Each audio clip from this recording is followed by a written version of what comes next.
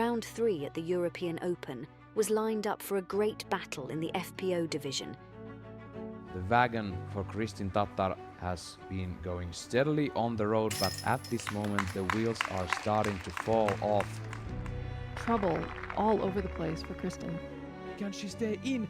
No way! She's out of bounds again. Evelina Salonen currently has 6 strokes over Kristin Tattar, 5 strokes over Silva Saarinen. Evelina Salonen takes a big birdie putt. Saarinen for birdie. In the center. It's gonna be one of those days, I have a feeling. And talk about a great round. Silva Saarinen. Now she just has to charge forward come tomorrow. We are in for an exciting day as the final round begins.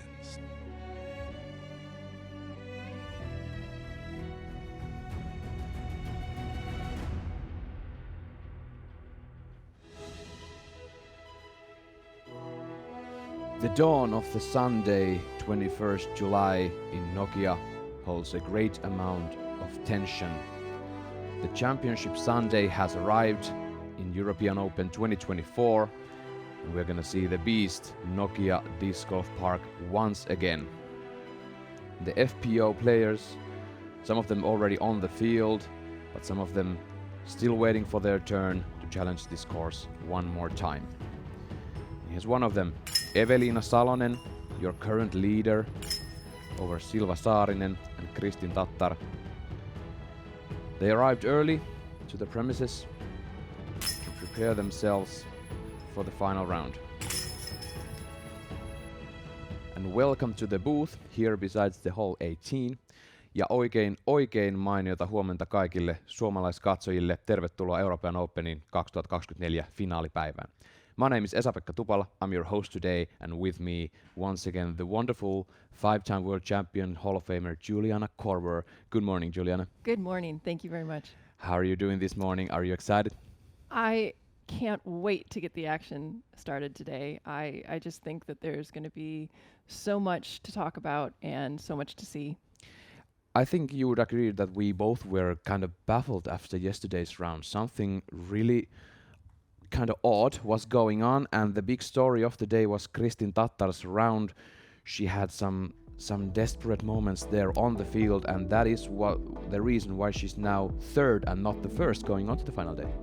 There were only 3 people in the division that scored worse than Kristin did yesterday. She just was not on her line. It almost felt like she was playing defensively instead of offensively. One big point about her game could be the accuracy of her sidearm game yesterday. It wasn't on like it used to be. It was not. She had hit tree after tree in the fairway. She found the out of bounds 7 times, 5 of those in the last 4 holes.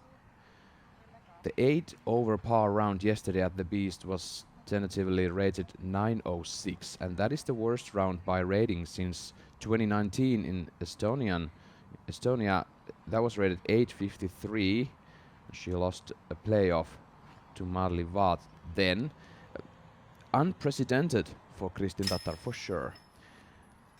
And there are some points that Kristin Tattar now has to make clear for herself come today, and we're gonna see Korver's keys for today brought to you by blackinkdiscs.com, the premium disc golf store. Controlled power. If Kristin can keep it in bounds, she would shave a considerable amount of strokes from her score yesterday, so that's one thing. Overcome distractions. This is a park course. There are people everywhere and vehicles as well. Make sure you can focus on your game and watch your angles. There are a lot of dangerous greens, dangerous side hills. Make sure that your disc lands where you want it to.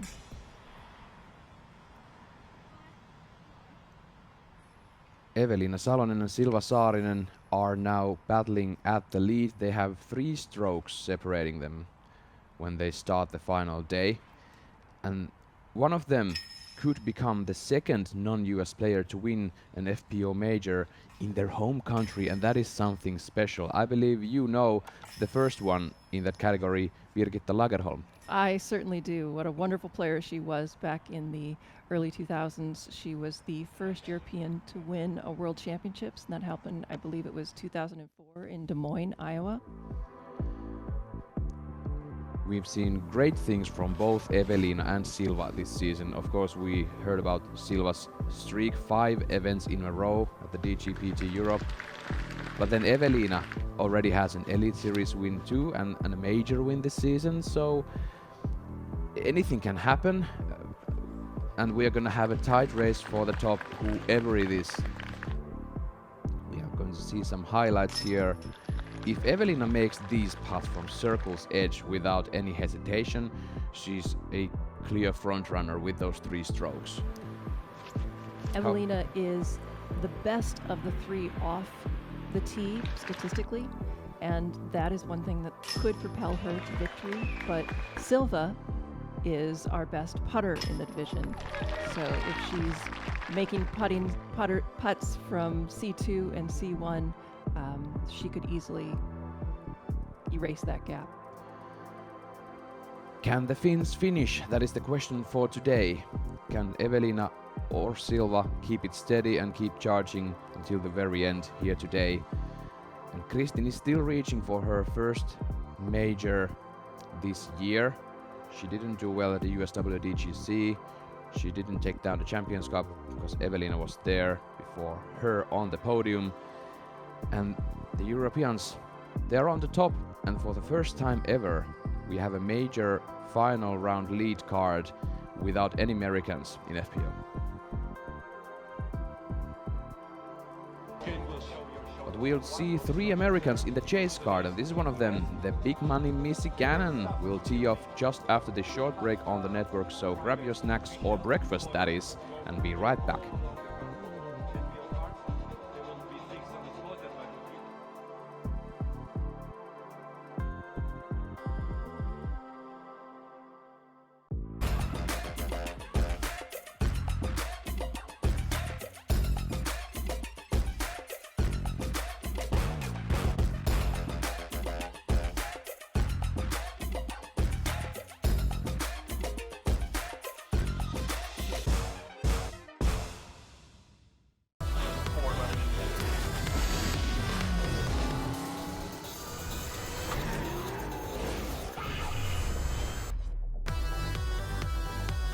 The legend is back.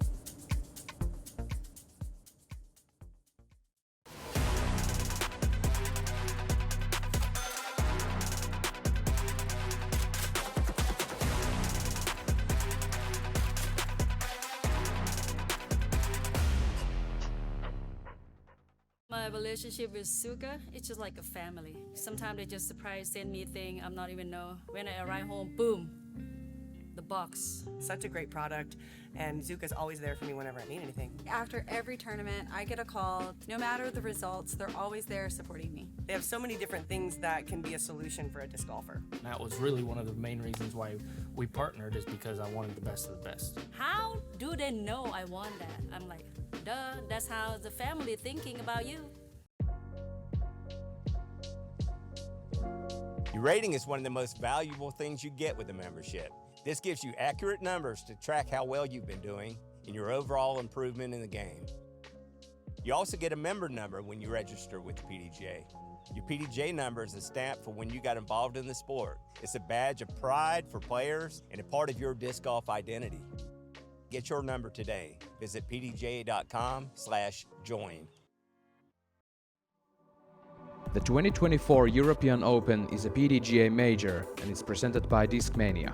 Reinvent your game.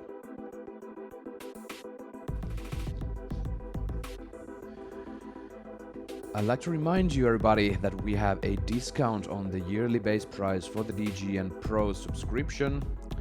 It's not $239 anymore, it's $199.99 per year, and you can find the discount on the QR code or on our website, saving kind of a nice amount of bucks there. And if and when you save those those money, you should actually visit the Pro Shop because we have 30% off all commemorative items through July 17th to July 25th. Great stamps on disc, great apparel, and other stuff for you. 30% off.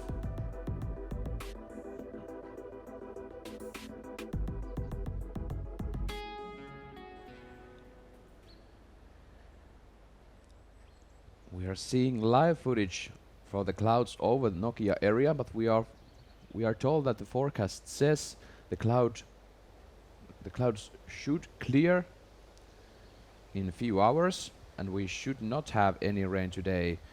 That's left to be seen. We're gonna fly to T number 1 with the chase card. We have 3 Americans, and we have Katie Tattar from Estonia to challenge the beast one more time. Enjoy this first shots of the day. The FPO chase card of Championship Sunday here on the Nokia, the Beast. First on the tee, currently at even par, your reigning United States champion, sponsored by this draft, Missy Cannon.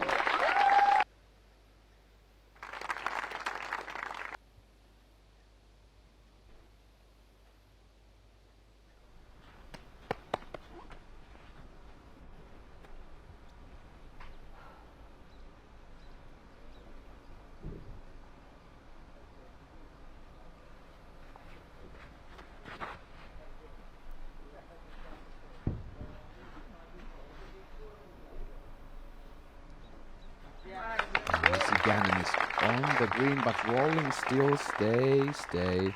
Yes. Next on the tee, inside the circle. At 2 over par.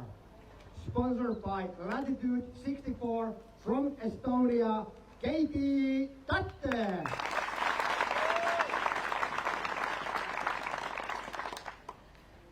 Tattar representing Europe on this chase card. She had a great round yesterday.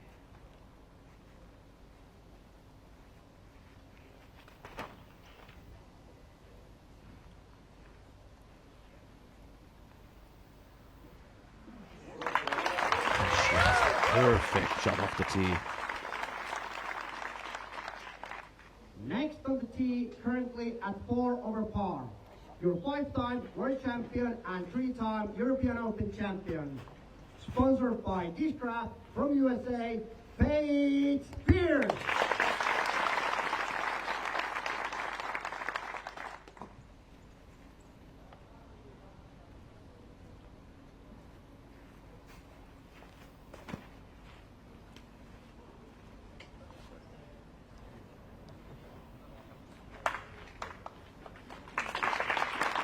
Had a kind of early release, but she gets through.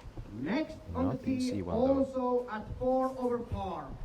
Sponsored by Innova from USA, Cat Merch.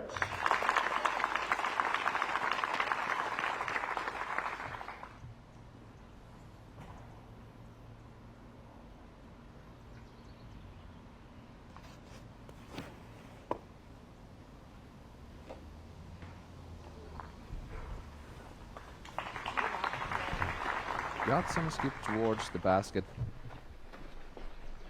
That is Circle 2's area. Here they go walking through the gate at the Beast in Nokia. And we're gonna toss it down to Nate Perkins' first time today. He's going to have an interview with Jussi Meresmaa. Let's hear from them. Jussi, good to be here with you at one of the most prestigious events in the world. Can you talk about the evolution of the relationship between the European Open and the PDGA? Sure. I mean, first of all, I want to say that it's Sunday. This is the day that our crew has been working for the whole year. So it's our celebration today. So, yeah, we actually got the first PDGA major ever in Europe, 2006. So it's been almost 20 years working with the PDGA, and finally we are coming to a conclusion that next year we're going to have the big one here. I mean, talk about what it's going to mean to Europe and to Finland to have the PDGA Pro Worlds here next year. Well, I can already tell you that the interest for the Worlds has been very, very big. So it's going to be obviously the biggest event we have ever done and will be doing. And especially the Finnish disc golf community. I've had so many messages already now that, okay, I might not come to European Open, but next year I will be here. So I'm expecting that it's going to be extraordinary, even on this scale. All right, Jussi, I'm going to put you on the spot. Pick the 2 champions today. Today, okay. So first of all, we have FPO teeing off shortly, and we have 2 Finns and 2 Estonians on the lead card, which is, from my perspective, it's awesome. Historical, yes. And I'm pretty sure that we're going to see something that we haven't seen yet. I don't put names on it, but I'm pretty sure that we're going to crown the Finnish champion today on FPO. All right. And MPO, this is a dream lead card. So Paul and Ricky, I mean, everybody knows those guys. They have been battling for 10 plus years, and they've been very popular here in Finland. So there's a lot of Paul and Ricky fans coming up. And then add Gannon and Niklas, the newcomers, and not so newcomers, but the younger guys, hungrier guys. So it's going to be a dream lead card for today. And I would say that it comes down to the last 4 holes, and it's going to be anybody's game on there. Thanks so much, Jussi. We're going to send it back to Juliana and Esa-Pekka. Thank you, Nate and Jussi. Paige Pierce in the basket on 1. And she saves the par.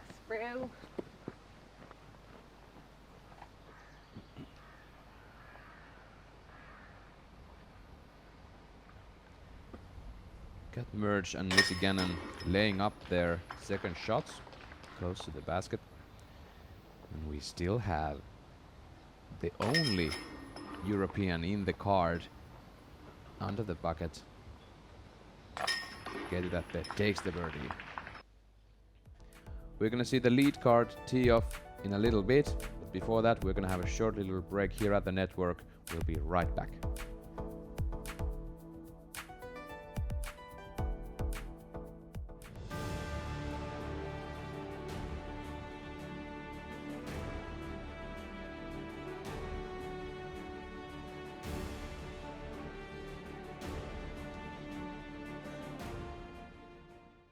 If you want to know what a disc is going to feel like before you get it, you have to check out OTB Disc. The first thing I'm looking for when I grab a new disc is the feel of the disc. It's got to be confidence instilled. Virtually in your hand tells you what the disc is going to feel like, how heavy it's going to be.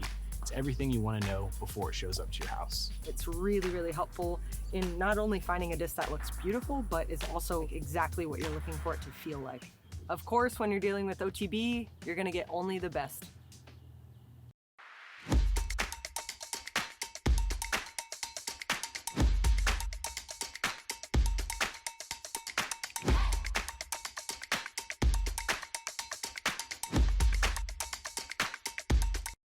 Beth at 69.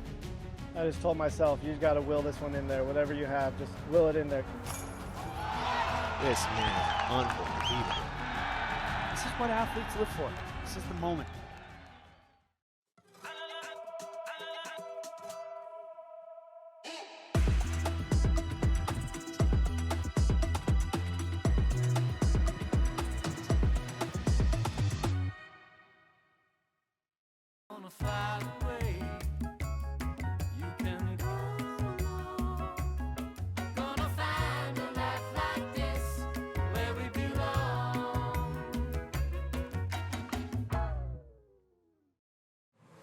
We are here.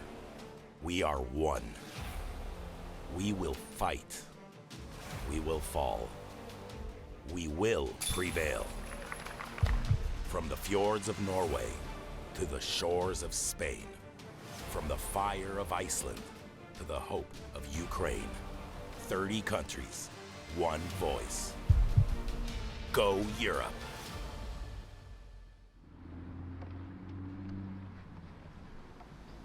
Tee number 2 with Katie Tatte taking the bullseye birdie on hole number 1.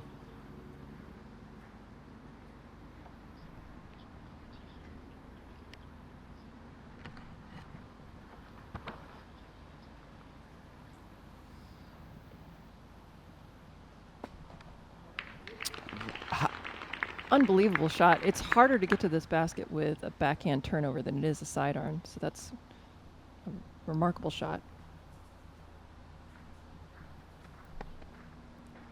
Pure perfection from Tattar.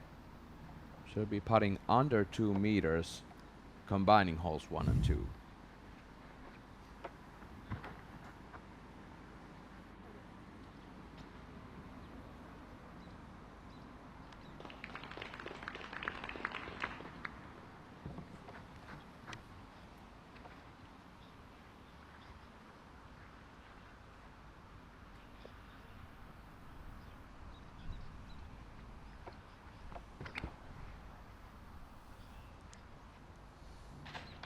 Pierce on the tee, and she hits some branches on the right. That's a common mistake with the backhand. It's hard to get around those low last branches.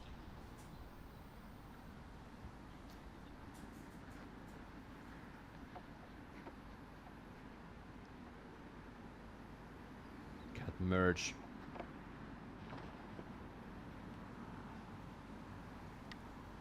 Really wide flex forehand. Can it get back?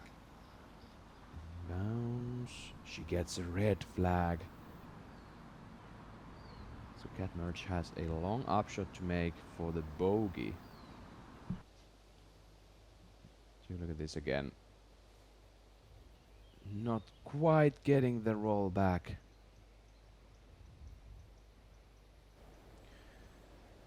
We're gonna hear from Nate Perkins talking about more of these weather conditions. We can see that on the screen. They are provided by Canna, so the solution for growth and bloom. Nate, how is it doing there down on the course?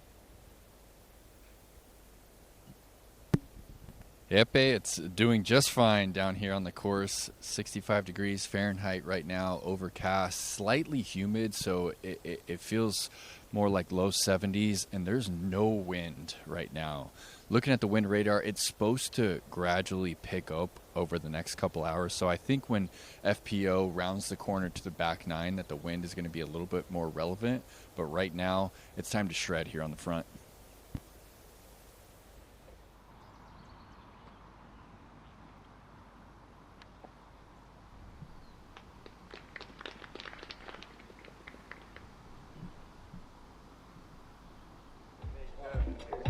Still under 20 degrees Celsius here on the court, but it's forecasted to be about 23 degrees Celsius.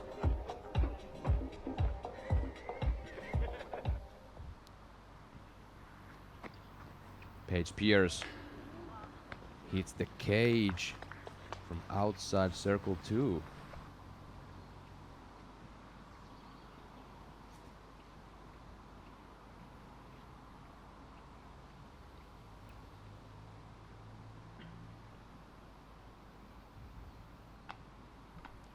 Katie Tattar sure is making her colleagues on the card run fast for her. She's charging forward. 2 bullseye hits straight from holes 1 and 2. Now Missy Gannon for birdie. About 8 meters left. And that left side putt is in.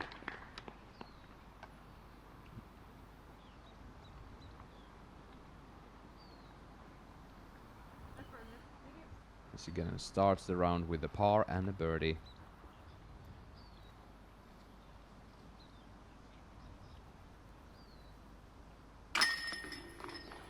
Paige Pierce saves the par.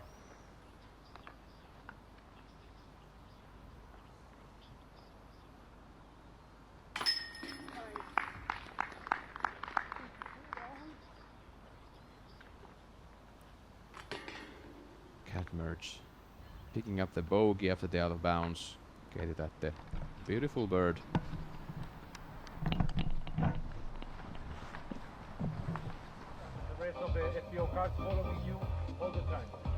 Here you have Silva Saarinen, currently holding the second place on the tournament, 3 strokes behind Evelina Salonen.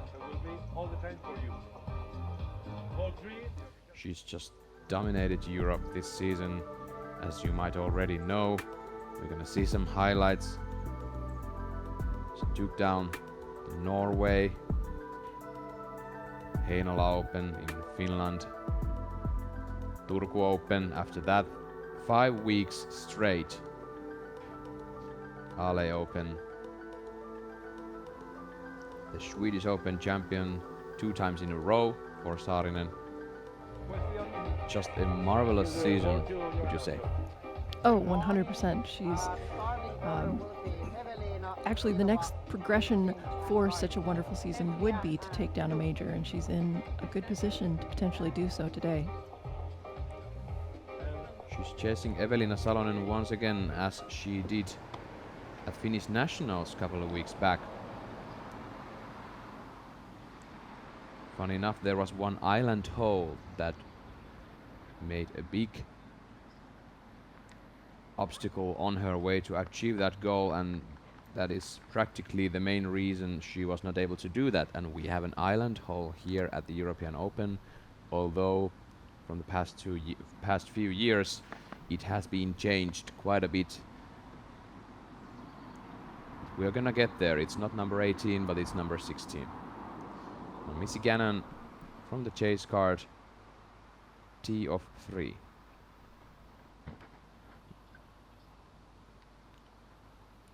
Aggressive shot by Missy. It's fading to the right. Settling inbounds.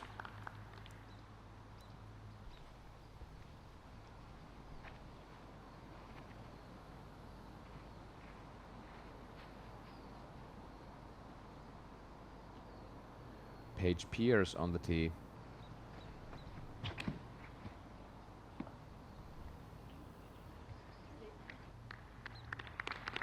Goes well over the out of bounds area in between the 2 fairways.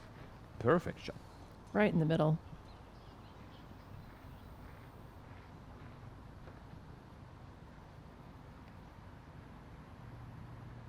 Merge.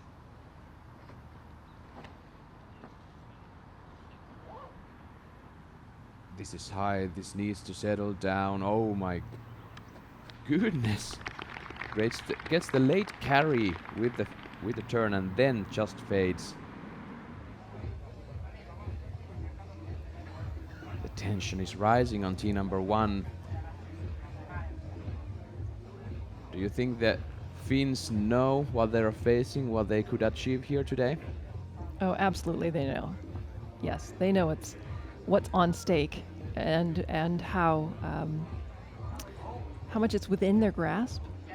It's really up to them if they can play to their potential. Of course, they're going to be conscious of the fact that Kristen Tattar could be charging from behind, but they have a lead. If they play well, they may make it impossible for Kristen to eclipse them, even if Kristen shoots a record-breaking round. Couple words about the following the cards today. If you are VIP. Let's go back to one other Estonian, Katie Tatte, who laid up from the tee. Now she's making the second shot to the second fairway. Gets great distance with that shot, and she's in really fine position. For all of you, enjoy the final. We have 3 Estonians in the chase and lead card combined. Kaiti Alsalu also joining Katie Tatte and Kristin Tattar in the group. And 2 Finns and 3 Americans.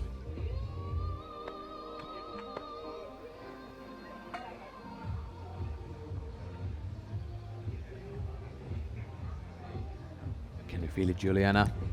Can you feel this? This is so exciting, and it's gonna be an amazing final round. I can feel it. Silver carrying the bag for Kristin Tattar this morning.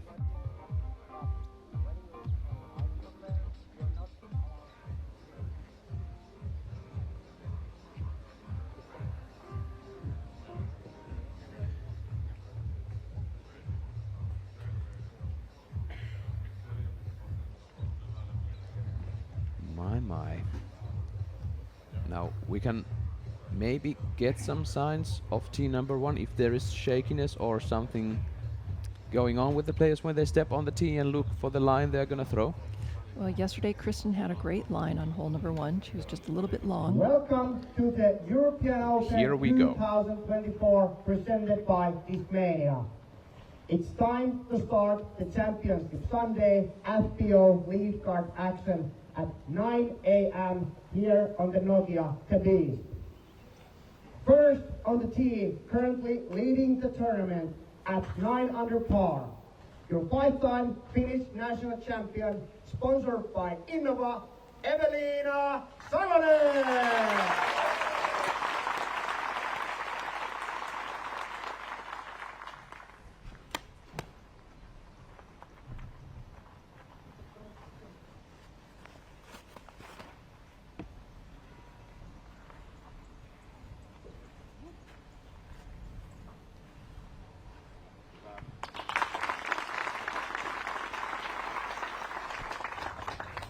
Next on the tee, currently at 6 under par. Your 2-time Elite Series champion, sponsored by MVP Disc Sports from Finland, Silva Saarinen.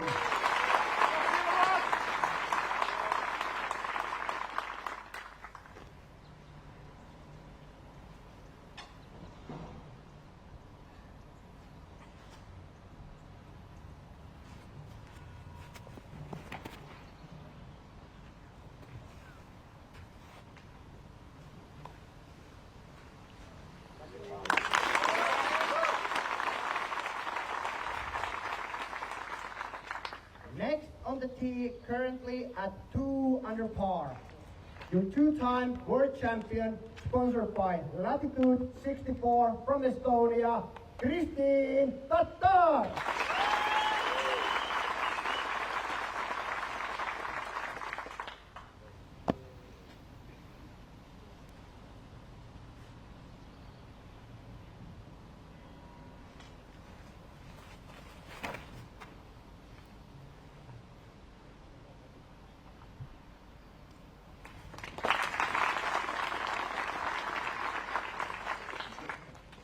Next on the tee, currently at even par.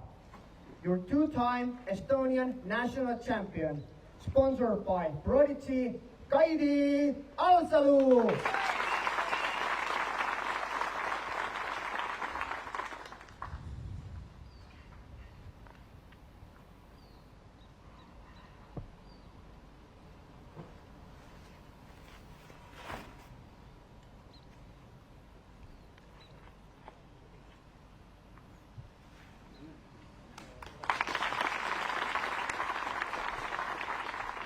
Four solid shots off the tee, although 2 of them barely avoiding troubles. We're gonna toss it down to Nate Perkins. Nate, do you have a word about the crowd there right now? It's 9 a.m. at Nokia.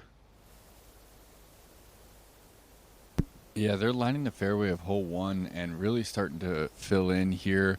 UC Maresma estimates that 5,000 people are going to be at the Nokia Disc Golf Park today. We have national news coming to set up to interview the champions, and right now Evelina is right there at that 12-meter mark. I'm questioning whether she's going to lay this one up. Silva's right there at 6 meters looking to pick up a stroke early.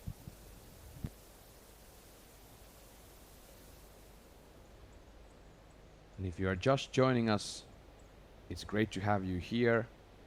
My name is Esa-Pekka Tupala. We have Juliana Korver here with me in the booth, Nate Perkins on the course, and we have Terry Miller doing the interviews. So Evelina Salonen going fairly straight off the tee. Kristin Tattar also, but she was fairly low and I was afraid she would hit a stump there. I think Kristen was a little lucky to get as far down the fairway as she did. That's a layup from Tattar. She has to be aggressive today, but she also has to know when that's no good. Which, yes, she number 1 has to keep it clean, but that's not going to be enough for her to catch Evelina and Silva.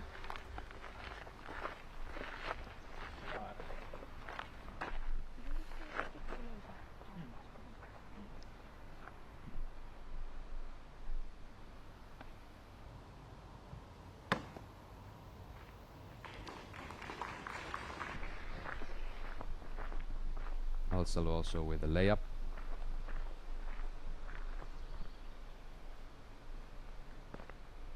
Now Salonen about 11 meters away.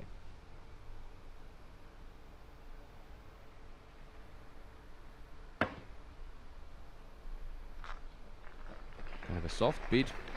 No harm done. Seeing how she feels about this 11-meter range at this moment. And those wood chips are great at stopping the disc. It comes in an angle. Saarinen for birdie. So this is what it's gonna be. Silva Saarinen starting the run in hole number 1. That's what she needs to do.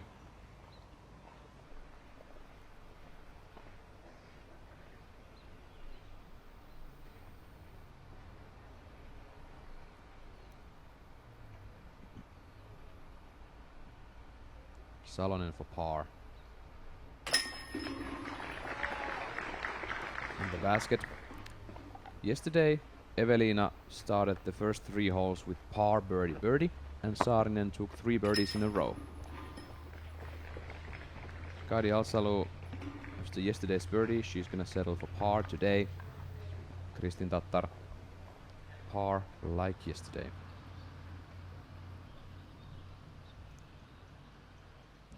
Missy Gannon putting for birdie on 3.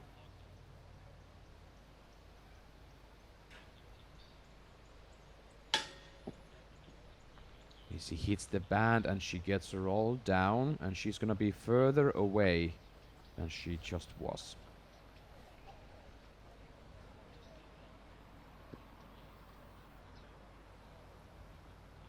Now this is about 8 meters now for par.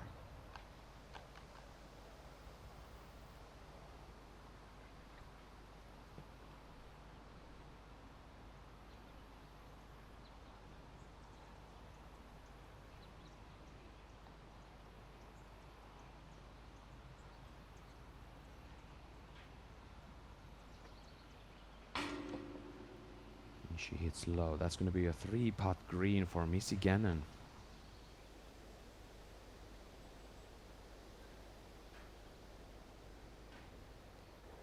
Lead card making their way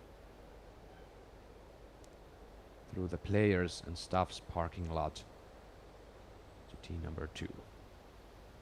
Spectators identifying the shape of this particular fairway. Hole number 2, it's 98 meters, 321 feet, par 3. There's a mandatory early forcing players to go to the left-hand side. There's an out of bounds that follows this left-hand side that does come into play because of the trees on the right. You need to swing something around this last tree on the right and have it come back towards the basket.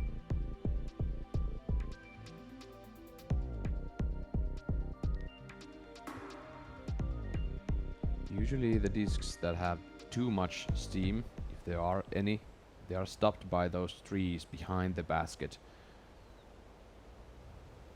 So the big mistake here is to take the too early turn to the right, hit the branches, or go out of bounds left. And Silva Saarinen is turning this too early, but she gets through, and she's about 4 meters away. Gets kind of lucky there. She does. Not only does she make it through those branches, but it kind of corrected the line because she was overturned a little bit too much. Salonen on the tee. It's a wider sidearm. Now she gets the pull down from the branches that we were anticipating for Silva. That is circle to's edge. Tattar takes this wider and lower than Salonen, avoids the branches, and settles down about 8 meters away.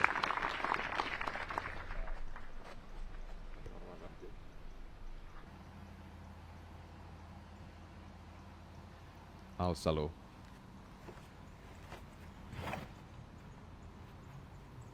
Turnover backhand, this is a bit low, gets a cut roll, and stays outside circle 2. That's about 22 meters left.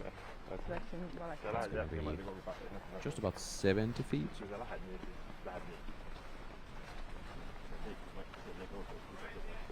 Silva Saarinen is off to a great start here. She's looking at 2 birdies in a row, while Evelina Salonen might be looking at 2 pars in a row. Now, interesting fact, before this round, Silva Saarinen and Evelina Salonen had identical percentage when it comes to amount of birdies and amounts of pars.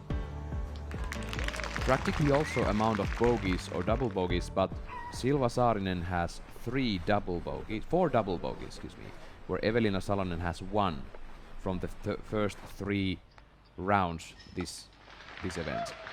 So that is why Silva is 3 strokes back, but that's really interesting to have so even statistics. That was Katie Tattar's 4th on 3. Here's now Salonen, jumper. It was a very good approach. Never really gave it a chance to go in, but put it right under the basket. No putting left for Salonen, but that's gonna be for par. Alsalu, similar distance. Taking this wider, a bit low, next to the basket.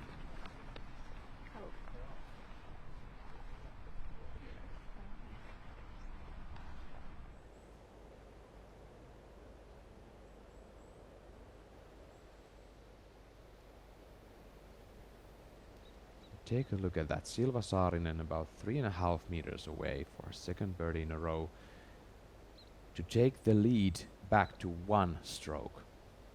And that's not good news for Saarinen. Salonen. Now Tattar to make her first birdie today, to go 3 down.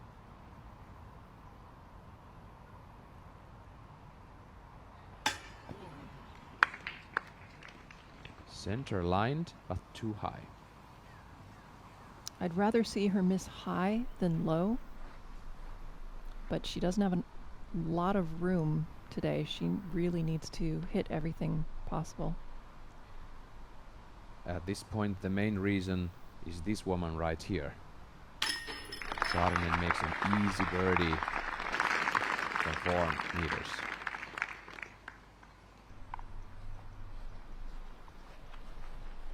We heard from the course that after yesterday's round, Kristin Tattar was practically devastated, really sad, and for a reason. And she had a long time to wait for this final round. She said that she forgot how to play, and it kind of looked that way to us as well.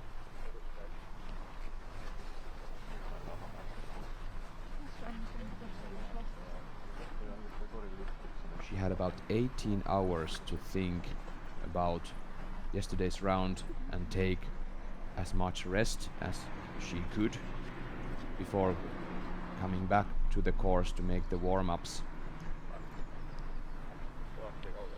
Juliana, could you elaborate maybe something that she went through on those hours after the round?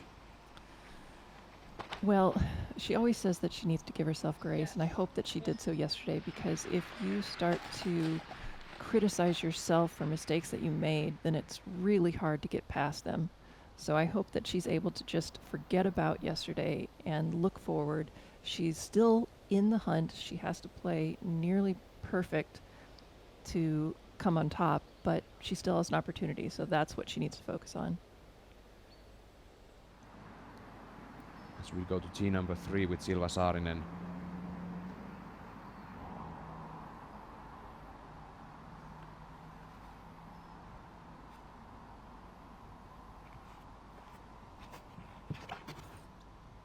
She's going over the out of bounds, but this seems to be stable. Can it hold? That's clearly out of bounds, left.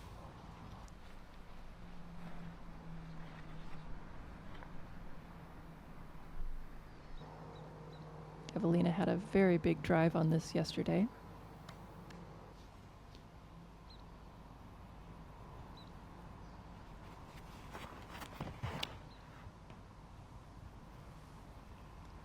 Salonen getting the turn.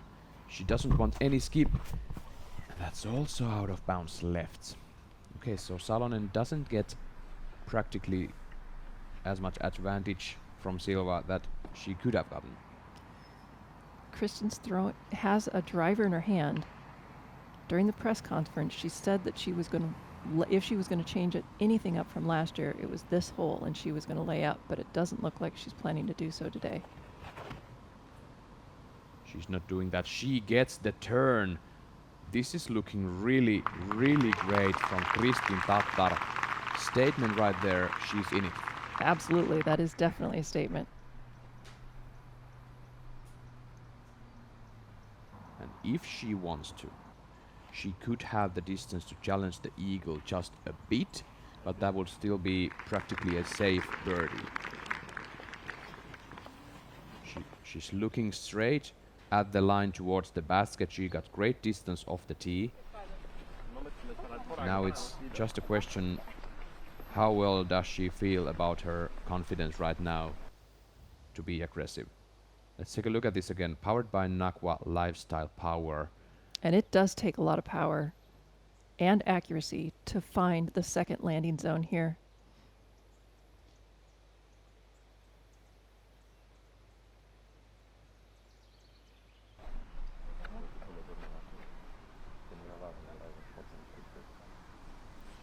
And if you are just joining us and you haven't watched the rounds prior to this, we here in the booth would highly urge you to go and see the footage from day one, because we had 2 courses this year. This is not the 4th round at the Beast. We visited the Monster at Tampere, and that is very, very different course from this one.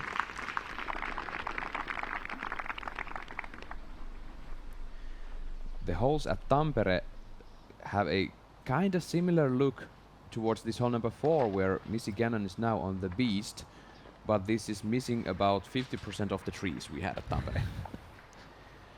Gannon, great upshot to the green. Katie Tatte further down on the fairway, takes this low.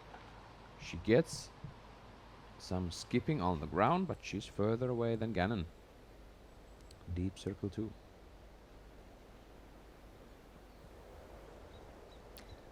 Overview of hole 3. You can see the basket down in the right corner. There's a difference in that Saarinen went out of bounds earlier, and she doesn't have the distance to challenge the pin from there. Salonen, on the other hand, went out of bounds later, and she totally has the distance to challenge the basket and to try to get the birdie, even though she went out of bounds. Now this is Silva.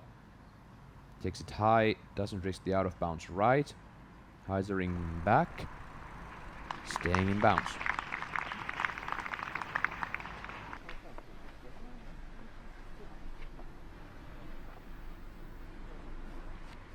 It was about 5 feet off to go out of bounds again on the left.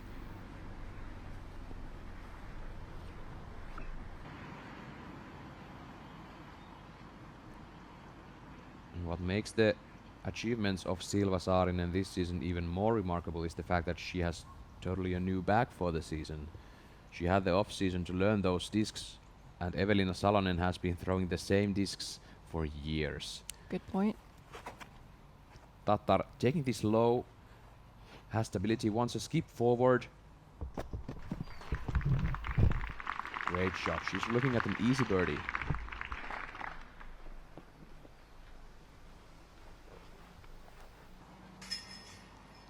Now we are gonna see some tactical layups this round from the FPO players. How do you feel about these top 4 contenders with their layup play? How confident do you feel about each of them when they have to do a layup on these low peak greens? Kristen has just wonderful control of her sidearm, though she had trouble yesterday with that line and with that angle. So normally I would say that she's in a great position. Hopefully we'll see her regain that control. Evelina and Silva, no problem whatsoever. They both have excellent edge control. specifically Silva. Paige Pierce getting a nice birdie on 4.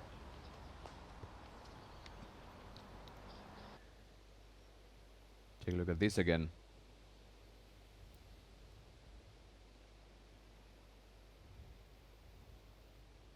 That is a side of Paige Pierce we all grew to know on these past many, many years. But she's still there. Gannon, not high enough. Now Alsalu approaching with her 3rd shot on 3. Misses the tree. Goes straight. That's a far loop for birdie if she wants to make it. I suspect birdie was never in the equation as she stepped up to this hole.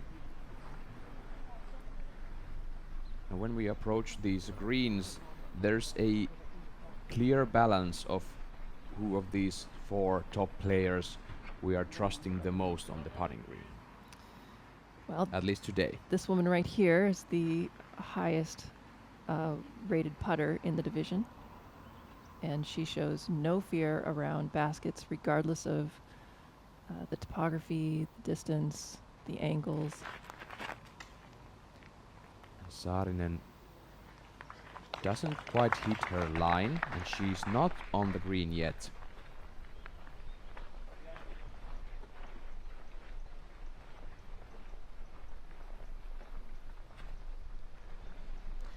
That is a really far look for par. We've seen, on really rare occasions, we've seen Silva Saarinen do layups. And now she knows that she has to charge if she wants to take down this win. So I'm really eager to see what kind of layups do we see from Silva, if any, today. Or if she's just trying to make everything she can. Now Tattar, her 3rd. Executing the game plan perfectly. 1 meter away from the birdie.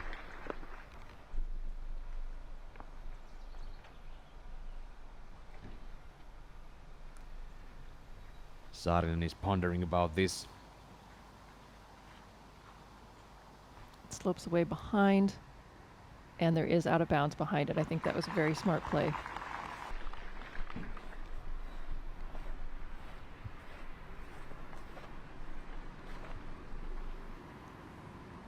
She laid up for the bogey. Evelina Salonen makes a layup for par.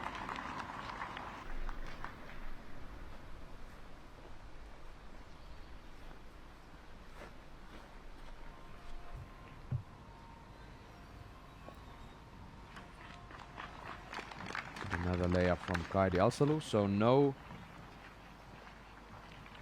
putts from far distances on this green number 3. I really love this basket placement here on 3rd. It's a good view. You can see just how close that out of bounds is behind the basket. If you hit the cage or you hit some part of the basket, not getting in with your putt, a big time possibility for rollaways, as we saw from Missy Gannon. Luckily she rolled down towards the fairway and not too out of bounds. And some tap-ins coming here on 3rd. We're going to go back to hole number 5 with Katie Tatte on the tee. 2 birdies and 2 pars to start the round. Tatte gets the perfect turnover and she's on the green. Beautiful shot. We're headed to the woods, people. We're going to take a small break here at the network.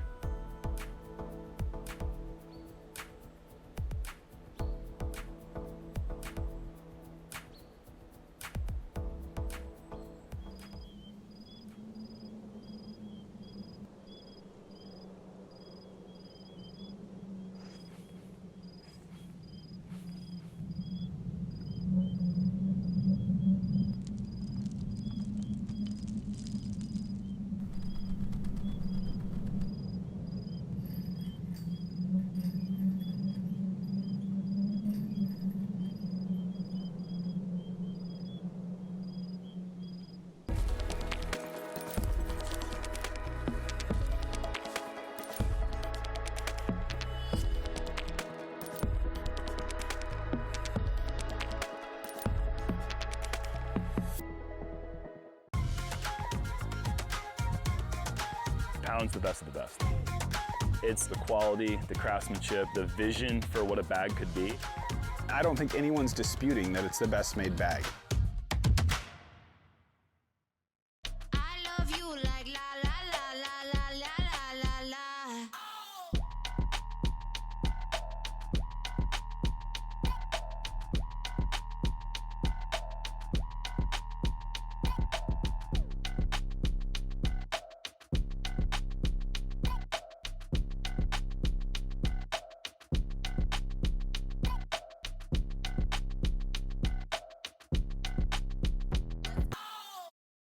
What is the simplest way to improve your disc golf game?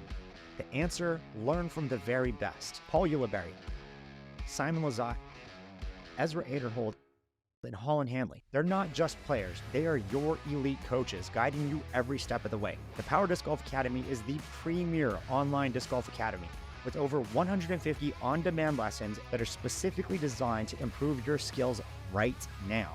So what are you waiting for? Join today at powerdga.com.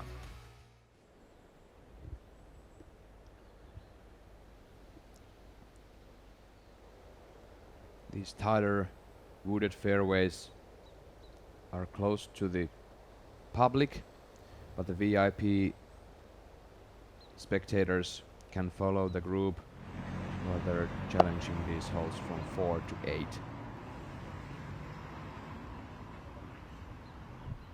And then all the spectators can join these players again on hole number 9.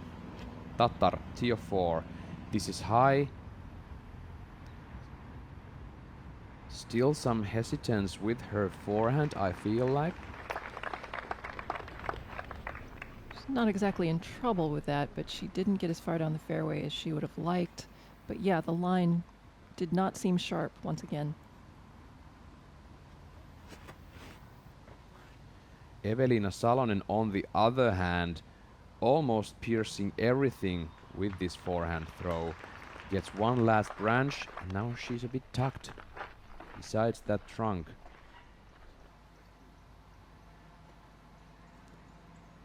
Alsalu. Backhand turnover, needs stability.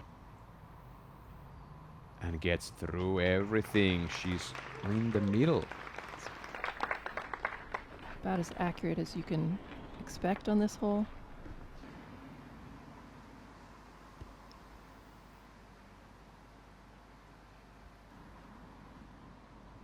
Saarinen.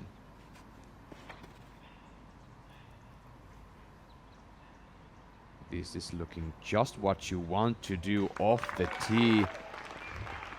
Perfection. Leapfrogs in front of Katie's drive. She was looking really confident, although had to take the bogey on hole number 3. She's looking at quite a straight shot towards the green on 4. Back to Tatte.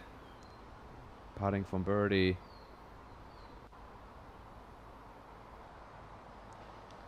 Oh, and takes that high. And that's going to be a par from about 5 meters. Henna Blomroos also 2 down for the day with Tatte. Blomroos currently 4 over par. There's a tie on the 7th place. Henna Blomroos, Rachel Turton, Paige Pierce, Kat Merch.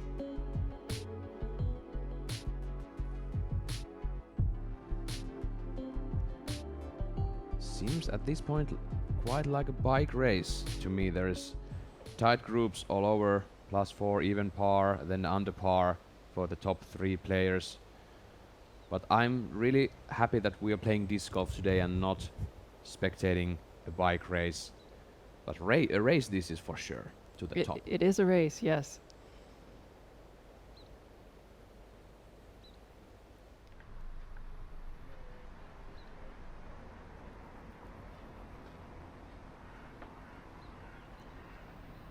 Salonen has a clear window.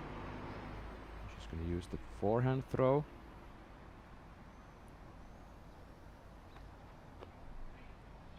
It's this too much right, it's fading to the right. Gets a roll down. That's looking like a par.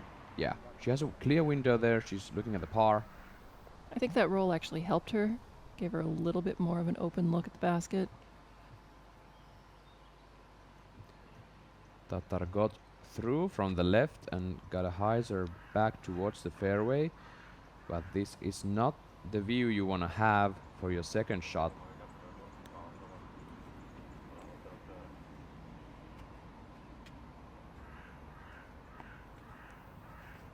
She's going with the force over sidearm.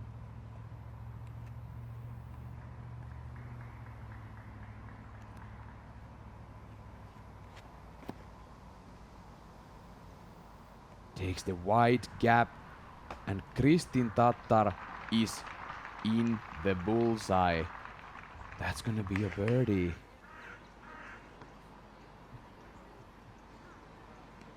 Again, executing perfectly. This is looking great considering Tattar's situation. She needs to make these all day long. She can't afford any mistakes.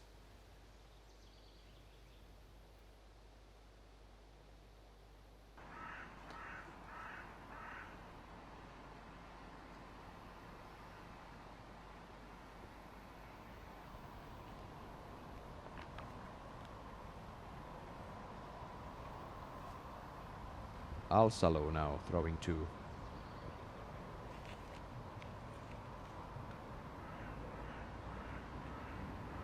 This was the line Evelina Salonen wanted to do, but she was too far down and pinched next to a tree. Alsalo on the green, putting for birdie.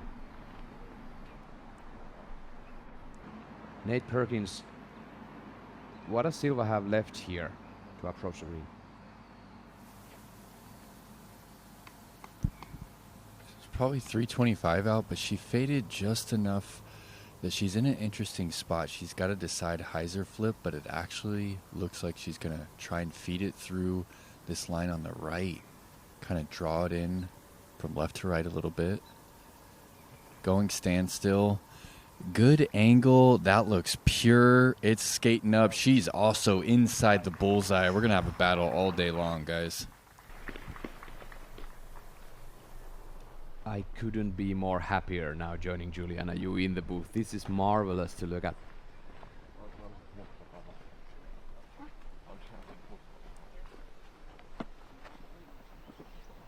It is not often that we see modern day disc golfers choose the anhyzer line over a straight or a hyzer line. And not even talking about a sidearm versus backhand throw, but Silva Saarinen has those kind of old school vibes in her gameplay. She likes to throw understable discs. She likes to choose those anhyzer lines. Would you agree? Absolutely, and I absolutely love it as well. It's such a pretty shot, a gentle anhyzer to the basket. So pretty. Salonen throwing 3 and barely missing the birch. I thought she was going to hit that. Thankfully, she finds a way around it, and she looks to also be within the bullseye. And just go watch the coverage from years prior. So many people hitting those guardian trees, getting it on edge and rolling down the hill to a tight rough on the left, and that's a 2-stroke penalty practically if you roll down there.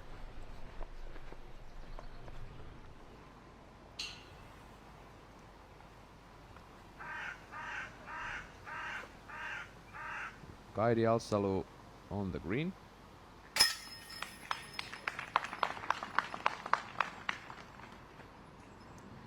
Gets the birdie.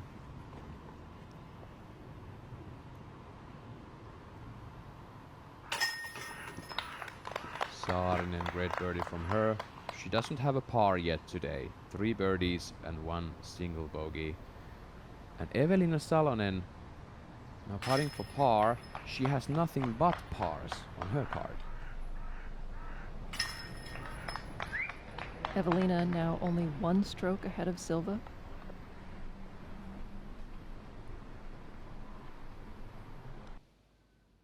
And These holes here on the opening couple of holes, they're just a warm-up.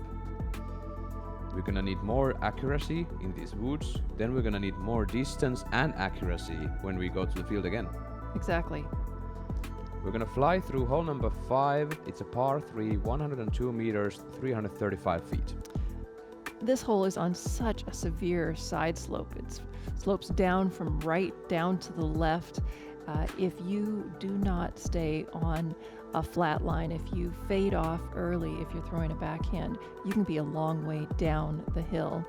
It might be easier to approach this from a sidearm so that you're flying into that slope and you don't have to fade away from it. Basket is on this terraced green. It is within reach. Now, Nate, talk us through these shots here. They're on the tee.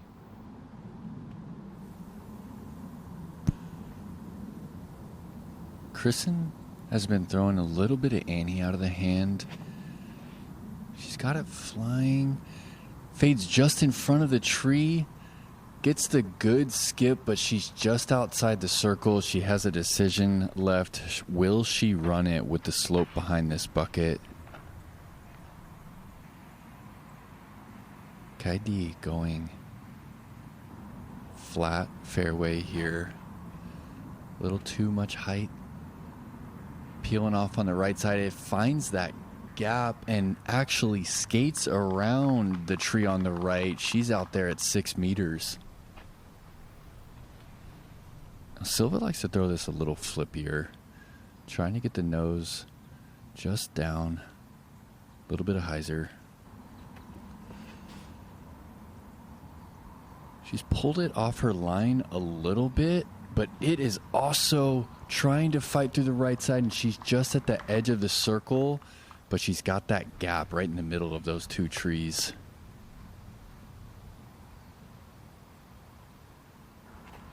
And Evelina quick to tee, and that is really early out of her hand. It's not flipping up at all. It hits the pine. She's outside C2. Pretty quick in her routine right there. I'm gonna go with Missy Gannon, tee of 7.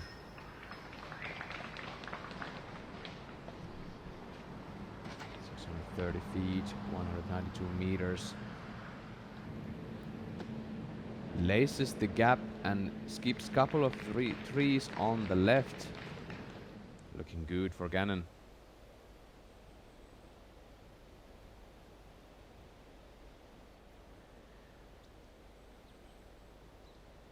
So we've seen Salonen a bit hesitant in these tight spots when it comes to majors, when it comes to Elite Series events, and she's on the lead card. She's still throwing the disc so well, and I'm battling to understand how she does it. Even if she gets a little hesitant, she realizes, okay, yeah, I was a bit hesitant. I'm gonna back up. I'm gonna correct that. She's so strong off the tee and approaching the basket. She's gonna take a tricky forehand shot here around the trees. This is just what I'm talking about. She didn't make that look tricky. Didn't have to think about that too much. Easily finds that line, puts it under the basket.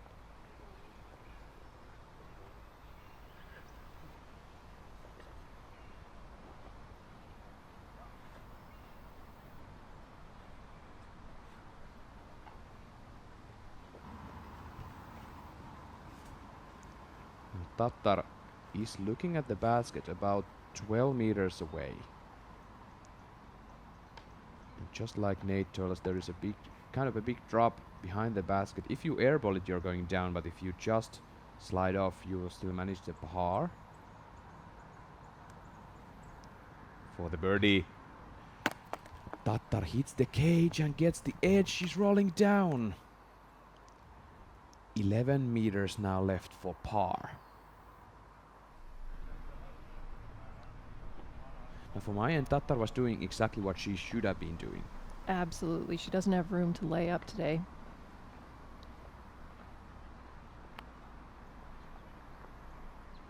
Sadly, the worst thing that could happen happened to the Tattar, although she kind of avoids the rough. How about Silva? Circle's edge. And Silva Saarinen misses the basket completely. She's closer than Tattar coming back for par. So Salonen, although hesitant on the tee, doesn't lose strokes. It's possible that she gains a stroke on one of these ladies. They don't have easy shots coming back.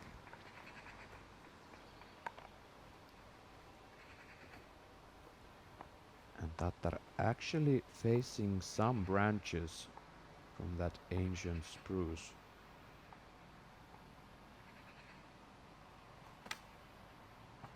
And she clips them. That's bogey for Tattar. After 2 straight birdies, the momentum looked great, and now she's gonna get a setback.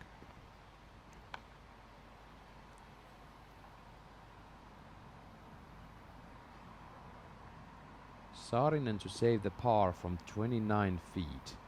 Meter closer than she just was. Saves the par. Saarinen stays 8 under for the tournament. And Salonen most likely staying 9 down for the tournament with her 5th par in a row. And that was the first par for Saarinen today.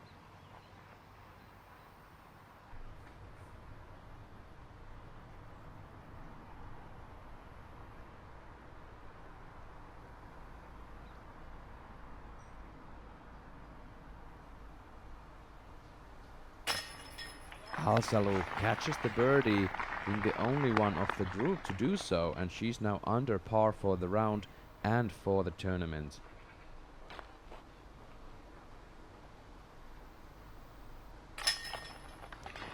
The battle for the podium is going on strong.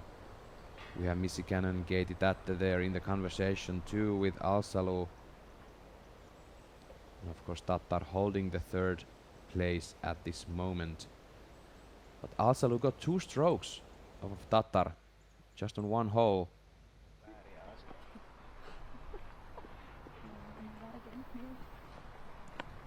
Missy Cannon, Katie Tattar took the pars here a few moments ago.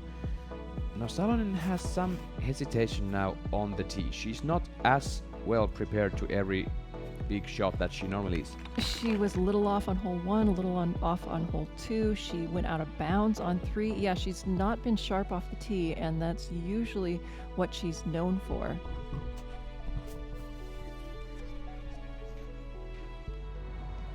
Perhaps feeling the pressure of those behind her. It was really big mistake from Salonen off the tee on 5. She made a great upshot to save the par, but she still leads the field in the statistics when approaching the greens.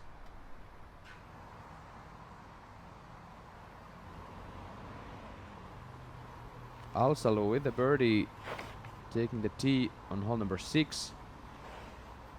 It's a slight turn, but this is headed left, gets a kick. This hole is farther than it looks. It's only 100 meters, which is 328 feet, but the very last part of the fairway is fairly significantly sloped upwards.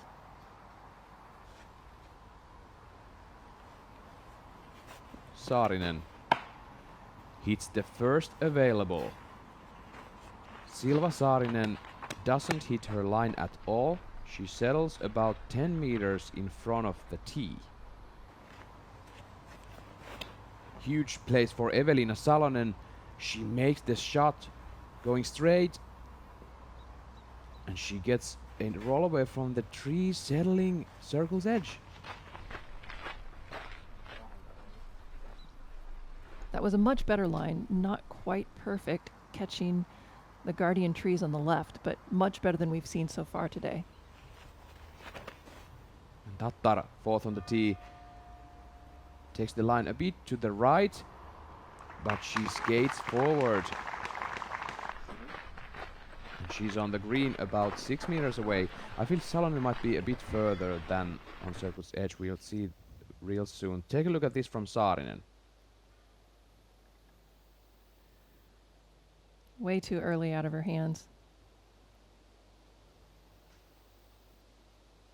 Felt to me like the disc was a bit left behind her. Kind of a rounding action, just a bit there. But now Saarinen will make a standstill shot. About 85 meters towards the basket.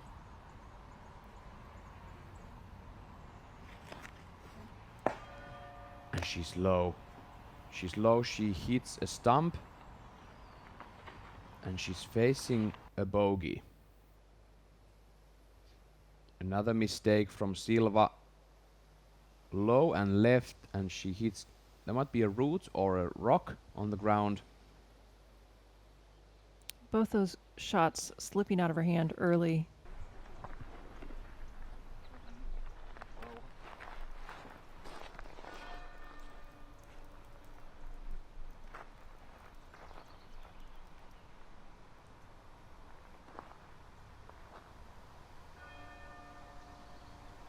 Saarinen now approaching the basket with her third. Now that's online. Looking at the basket about 6 meters away for bogey. Oltumisi Gannon, this is her second shot in hole number 7.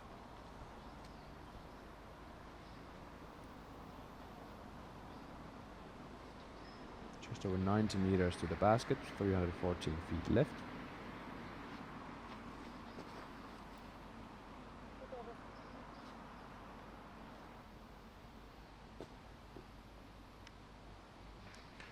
Doesn't quite get there, but she's circle two's edge. Back to 6 with Alsalu laying up the par.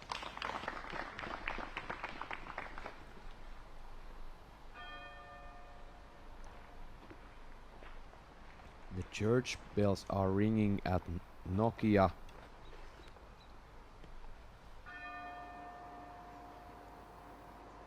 The air is full of tension.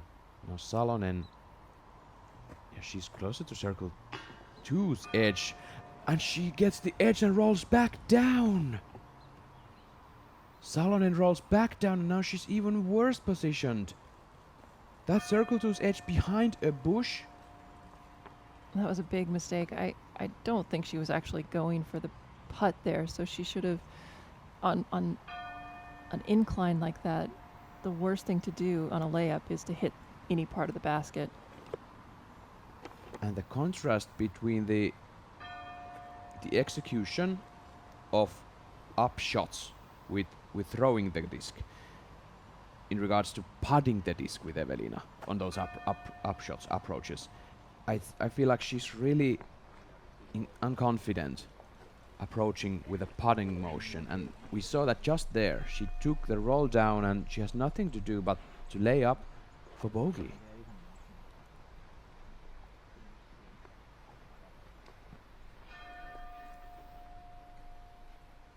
She might have thought there's absolutely no danger giving this little bit of a bid, getting it high enough to potentially go in, but we saw right there just how quickly things can go poorly.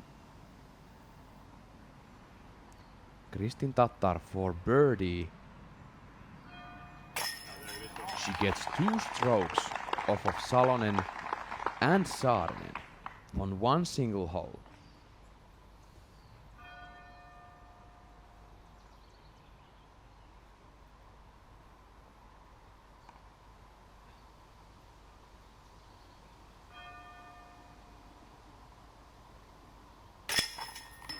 Saarinen saves the bogey. But I think she and Evelina both realize what just happened there.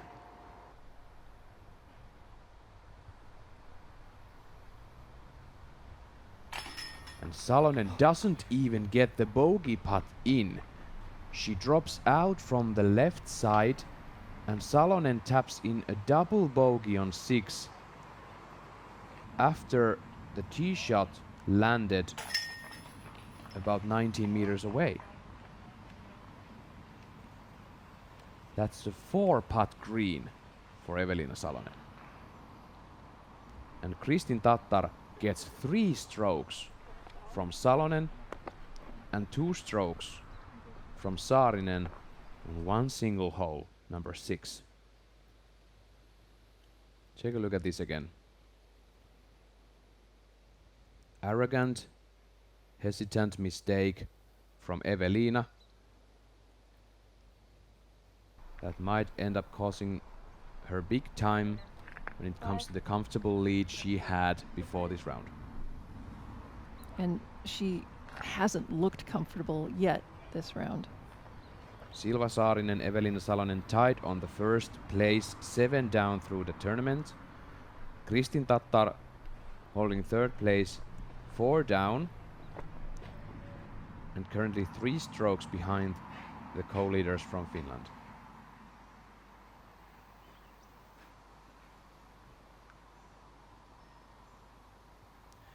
And Tattar first on the tee on 7th.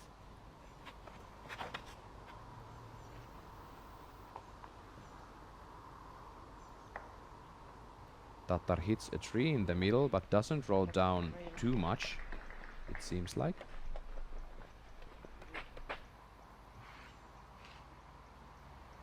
Alsalu on the tee.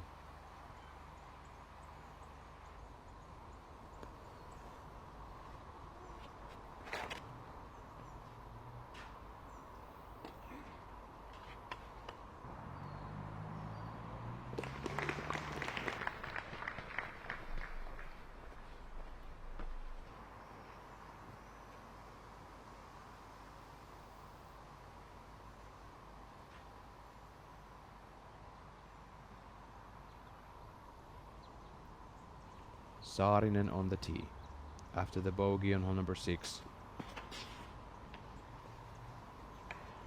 She doesn't make the correction, but she gets 2 kicks, after which she lands in the middle of the fairway.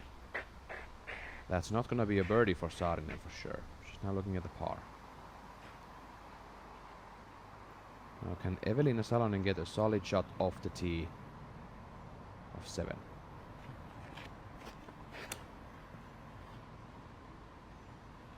To hurry, avoids the tree on the right, gets a big drive off the tee. That's looking like the Salonen we know. Exactly. Now I don't know if I'm missing this here, but I thought I saw that fierce will to fight from Kristin's eyes on the tee when she saw that Salonen and Saarinen had hesitant shots on 6. It looks like she smelled the blood in the water, yes. Missy Gannon, tee of 8. Currently 1 down for the tournament, gets over the hay bales and into the bullseye.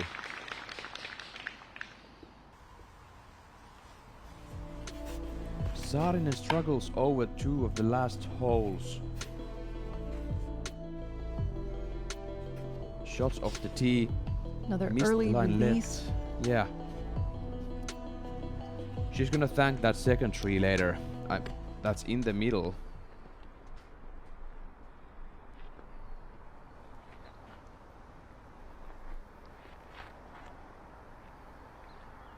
Silva has the ability to play these slopey fairways well because of the standstill capabilities she has. Hits another tree.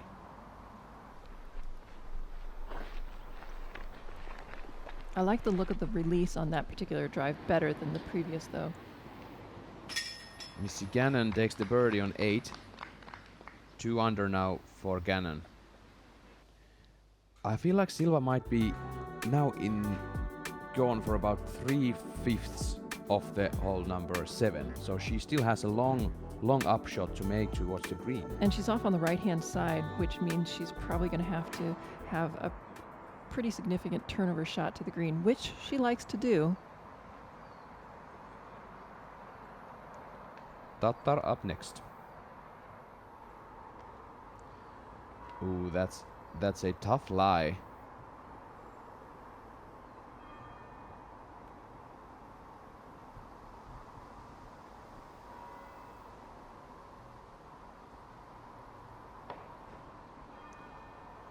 Tattar gets some solid distance with that hyzer forehand, landing to the left side of the fairway.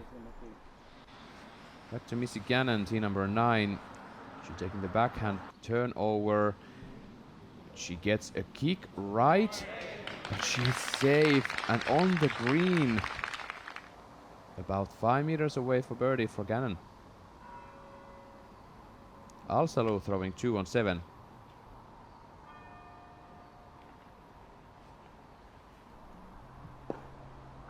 And that actually gets towards the green, but she rolls down the hill. Severe roll down because Alsalo didn't get the line towards the green. On top of it, Nate, talk to us about that slope there besides the green on hole 7. Yeah, it's really steep. It's about a 10-meter drop from the green down to the water, and it doesn't come into play too often, but your disc could roll all the way and find the out of bounds in the lake.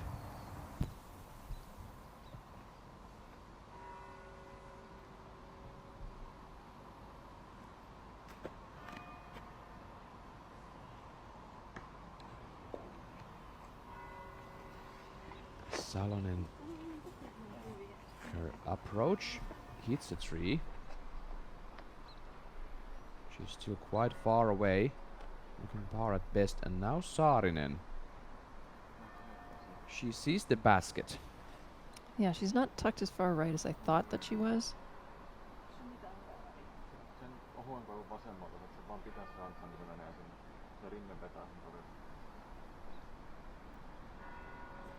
Getting word from her caddy that the left side is fine for the slope, is kind of pulling the disc downwards to the basket if she gets the turnover right. Correct. And that's high left for Saarinen, but she gets some distance. She's inside circle 2. And she has a look for the par. She might kind of be still thinking about the green number 5. She made a long-ish putt and missed the basket, and you don't want to miss the basket on 7.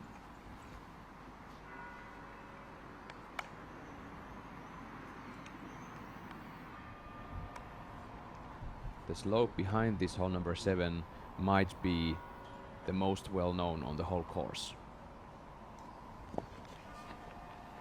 I think it's not more than 5 meters to the right of the basket. Tattar. Her third. Shaping 1 meter away. Shaping it beautifully between the trees. Putting it right under the pin. And now we see the confidence in that sidearm play for Tattar. She's just where she wants to be. This is still about 70 meters away, I feel like. Over 200 feet for sure. Hits the mulch and lands under the basket. There's that confident smile, Juliana. She's charging up. Exactly. We're seeing her play offensively now.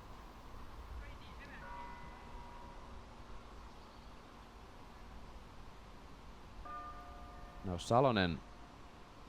It's going to be her third.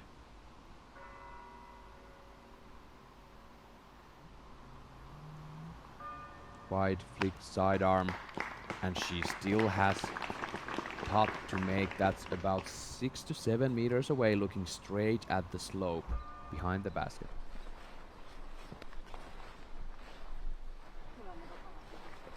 And Alsalo is traveling down to find her disc.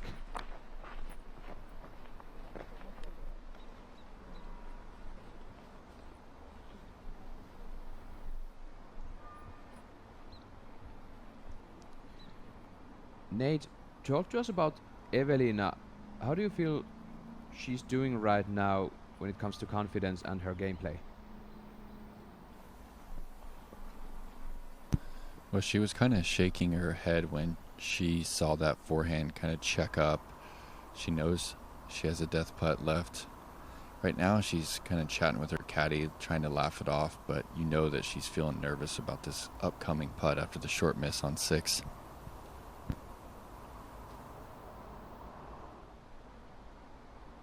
Alsalu just wants to get out of this rough and go under the basket. That's a great shot. Also 1 meter away from par, just like is Kristin Tattar.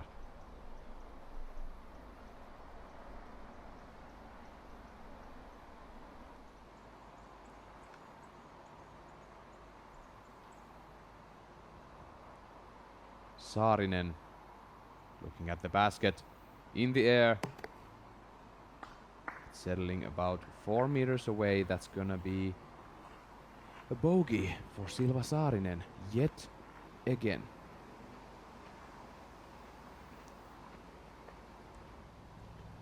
And I think we can see. Let's take a look at this Evelina Salonen putt first before finishing that thought. For par. Almost 7 meters away. Evelina is in the basket. She saves the par. That was an important putt for Evelina. As we get to see Saarinen after these misses that she has now made, you can tell that she's really hard on herself. And where does that carry you in the major championships final day lead card? That's not a good mindset to be in to play your best, that's for sure.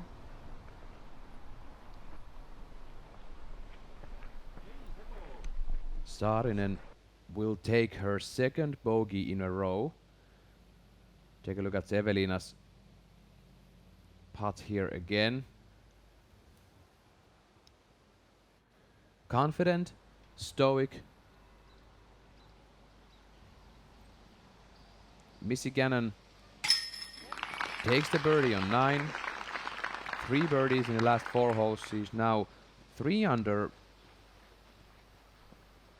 par for the round and for the tournament.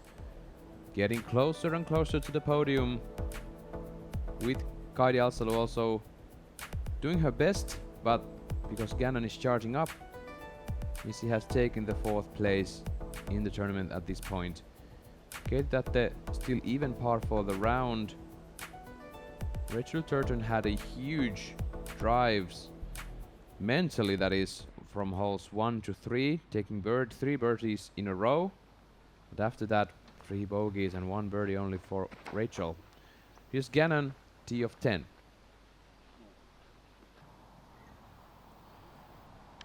Keeping that nice and wide, not challenging the out of bounds.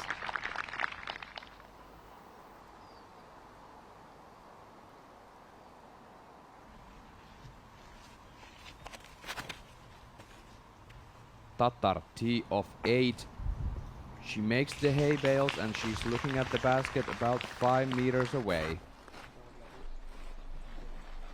That's how you want to do it. This is a really achievable green. This is only 72 meters uphill. One that you really want to get. Alsalu taking it wide, hyzering.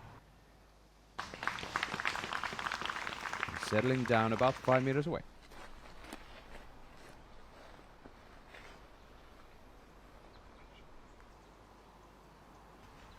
Salonen needs to hit this. This is looking good. It's going long and it's rolling a bit downhill. She has 8.5 meters for the birdie looking uphill. She wanted to be closer than that. Saarinen.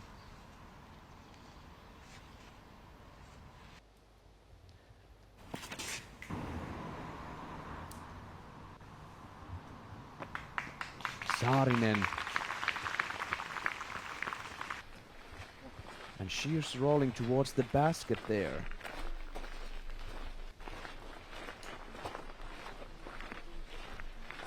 And what a opening first 7 to 8 holes here for the FPO lead card. Wow. You know, I'm gonna toss this one out. Such an interesting action on the field. Well, Evelina Salonen being unconfident there, Silva Saarinen making mistakes. Kristen looks like she's on a mission. It's a different Kristen from yesterday. You can see she's aggressive off the tee. She's finding her line, and she is making up strokes quickly. And she had that really confident, fierce look in her eyes on the tee of 7. Although she hit a 3, she saved the par and the upshot with her forehand. That looked like the Kristen we know. Exactly.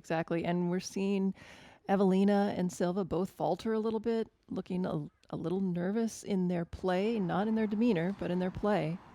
And they're now facing the putts on green of 8. You can see that on your screen.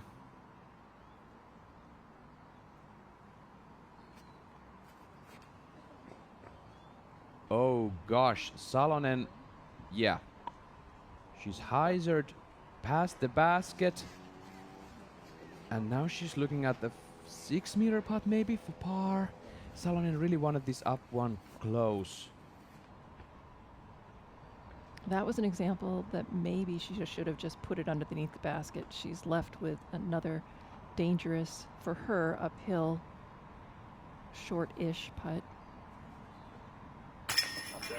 And Tattar in the basket for birdie, getting more strokes of Evelina Salonen. Saarinen is still closer to the basket than Tattar was, but it's gonna be Evelina Salonen still putting for par.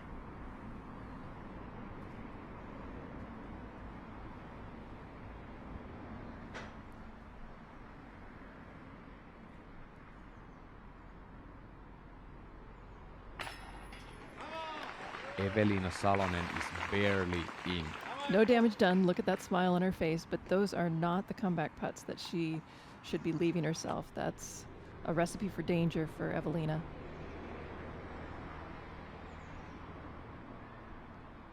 Evelina Salonen doesn't have a single birdie on this round, and she has a double bogey. She doesn't have any more room to give to any of these players. Alsalu takes a birdie, and that's going to be 3 down for the round for Kaidi without any bogeys whatsoever.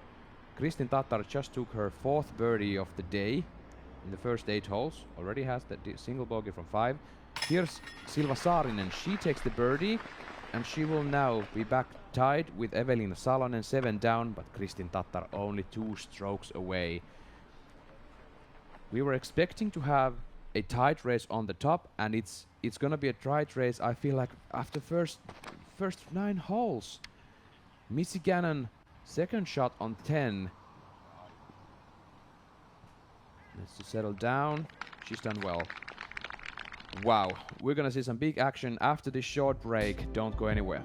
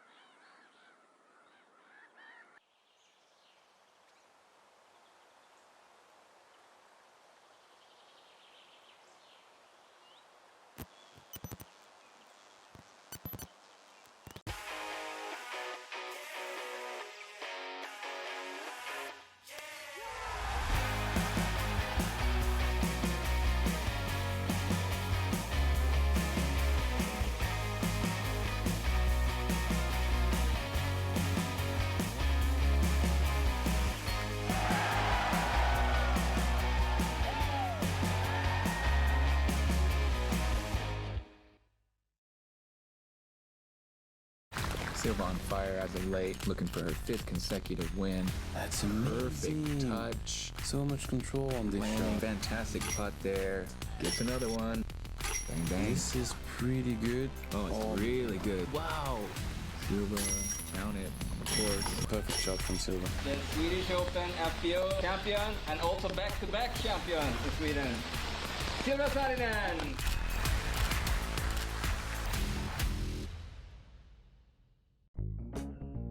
Introducing the Ledgestone season finale. This is the culmination of an entire year's work, and we've saved the best for last. 27 unique releases, first of their kind plastic and mold combos, 2 St. Jude charity collector sets, and much, much more. The show begins July 24th. Visit shopledgestone.com for more information.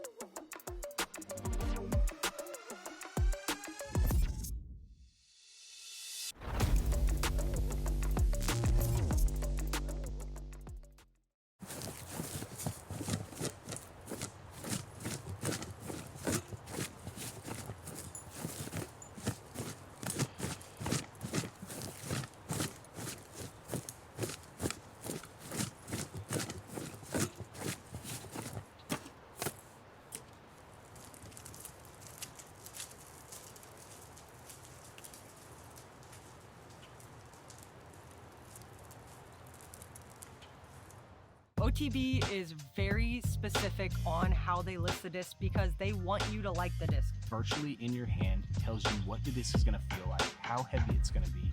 It's everything you want to know before it shows up to your house. Not just marketing. It's only the best. Here we go, the last hole on the front 9. Kristin Tattar on the tee after a great par save on 7 and beautiful birdie on hole 8. Takes the sidearm and now she's got it. She's dialed in. That's putting about 7 meters away.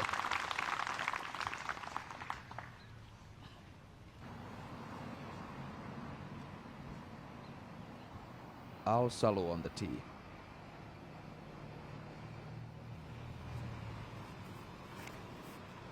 Takes the backhand turnover through the gap on the right. Hits one of the last birch guardians. Looking at the basket, slight downhill though, so she might be running that. Big moment for Silva Saarinen now. Can she make the line correct? That's high for Silva. It's sailing through. 8 meters away. Looking straight at the basket with no wind. Salonen also takes the backhand. We'll be seeing this disc for the whole weekend, and now she's caught something. She's not on the green. She's not on the green, folks. Missy Gannon back on 10. Playing that up near the bullseye's edge for par.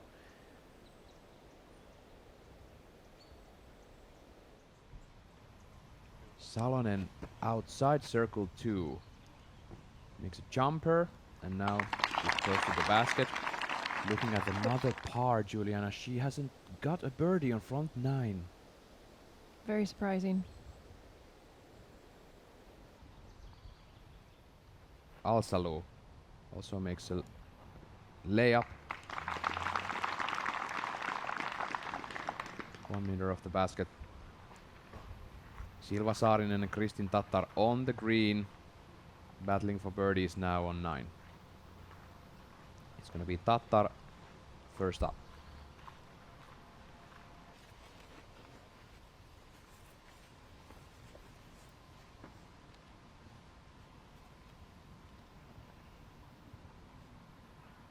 "29 feet away, about 9 meters left."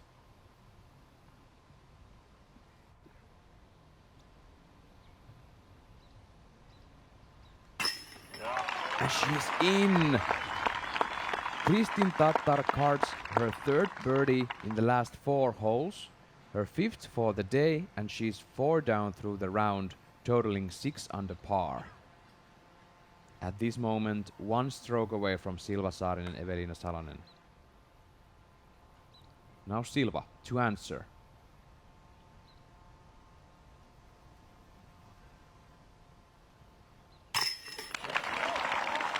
Silva dead center in the chains. Silva also in for birdie. She remains 2 strokes ahead of Kristin. Now Salonen to save another par.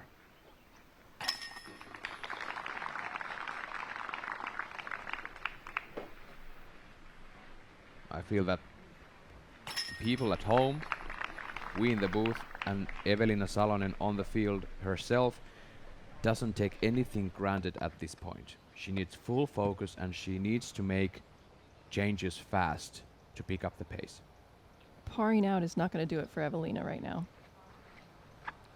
Missy Gannon. Over the out of bounds from the right on tee of 11.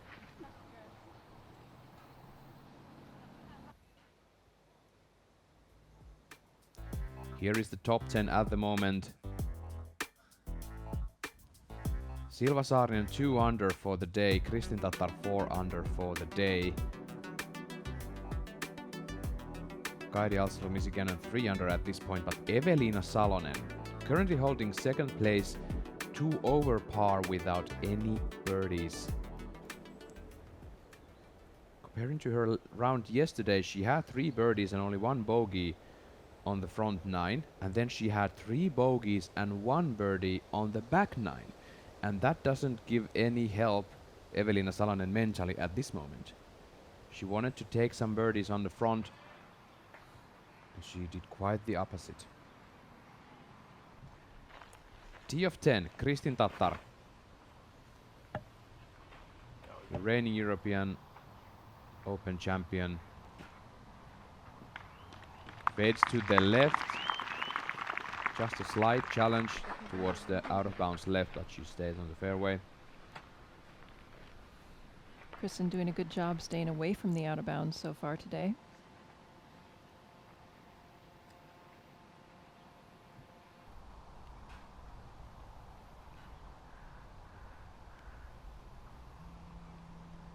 Saarinen on the green of the soccer field.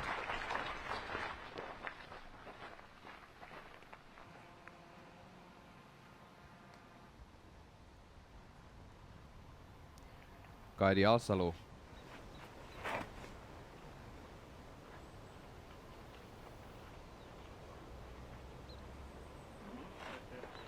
Also on the green. Or on the fairway, that is.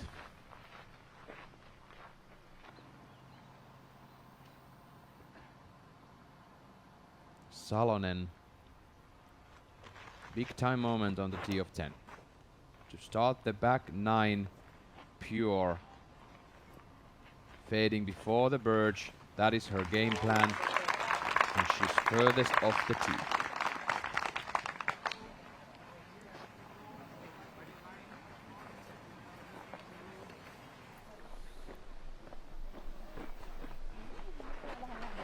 Disregarding the kind of slow start for Tattar, making a 2 short putt on hole number 2. She now has 5 birdies and only 1 single bogey. We're going to take a look at this drive from hole number 6. She tried to go through the main gap, but she missed it just a bit, but still getting the narrower gap on the right side to land 6 meters off the basket. And then this drive on hole number 8 gave her confidence.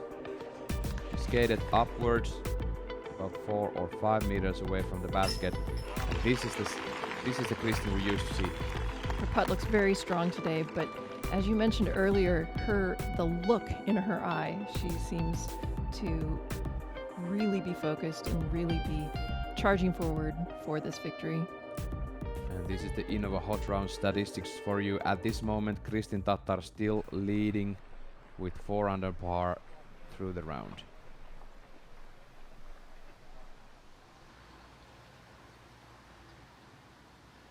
Missy Gannon for par. She went out of bounds off the tee.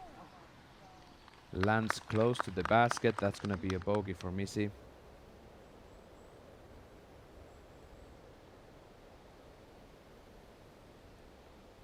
Kristin Tattar to come back from 7 strokes would set the record for the largest final round FPO major comebacks. And she would also tie the largest final round FPO major All Elite Series comeback set by Jigfree at 2006 Memorial.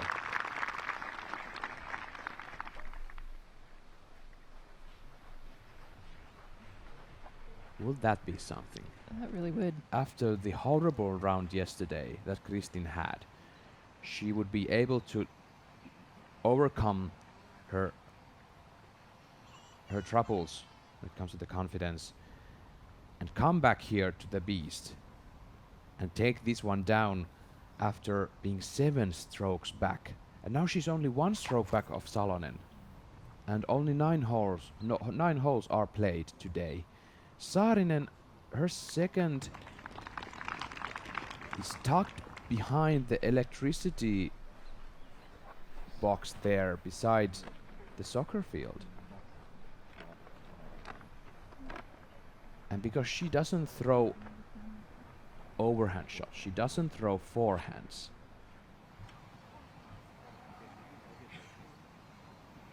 That's a bad place to be for Silva. Especially with the slope on the green.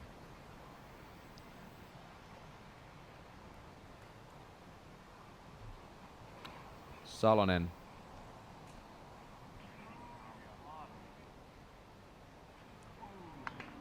She's done really well. About 6 meters away after that shot.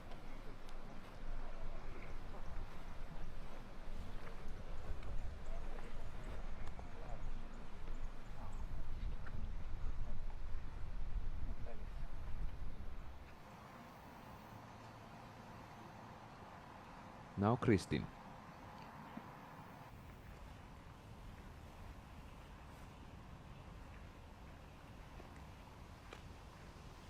Kristin actually was furthest off the tee. It wasn't Salonen after all.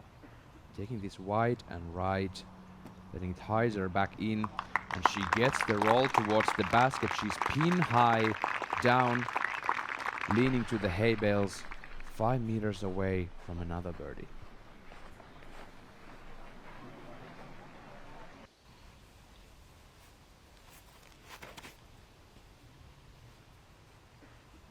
So much more aggressive than her lines yesterday, taking it wide. Confident that she's going to land back in the middle of the fairway.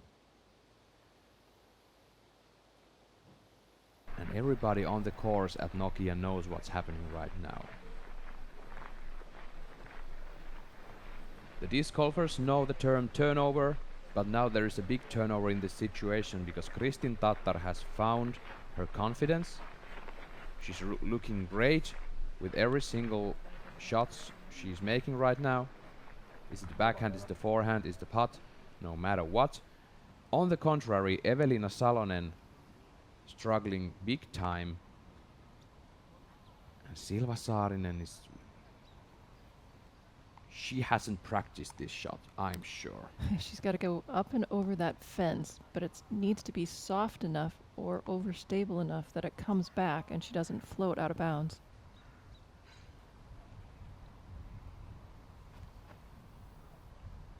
It's a risky play. Saarinen goes over the fence and she's rolling towards out of bounds. No way! Silva Saarinen making a huge mistake. That was actually a really nice control of the line. She just didn't have quite enough forward momentum with it, and it hit that tree, causing it to roll out of bounds. Very costly.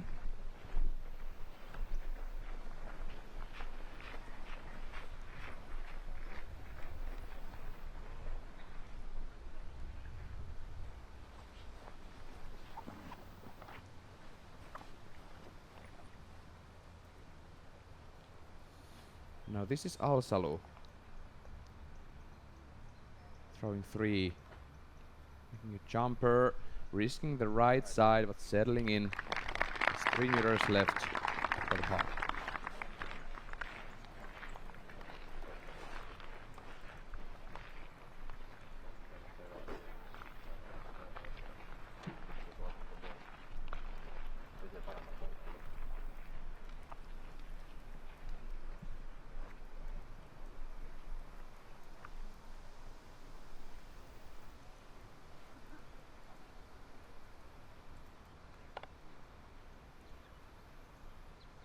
Saarinen now to save the bogey.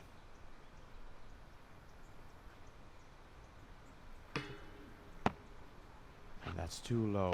That's gonna be a double for Silva.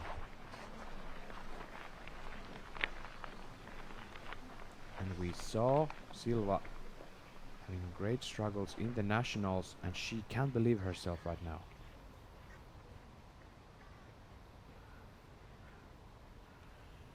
Salonen forced to straddle out behind the cover of the tree for birdie. Salonen misses the putt.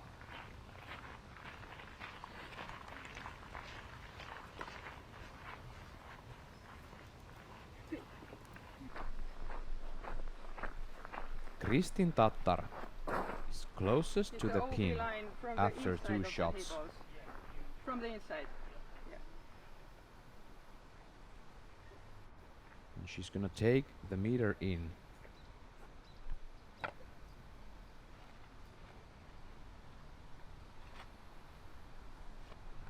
Now we weren't expecting anything like this to happen in just 10 holes. Kristin Tattar to tie second place at this point with Evelina Salonen. And they will be tied for the first place because Silva Saarinen is putting for double bogey.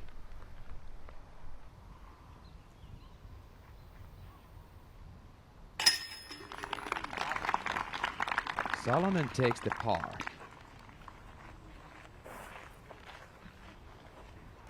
That will be 9 pars and 1 double bogey for Evelina Salonen. Alsalo takes the par. She's got 3 birdies already.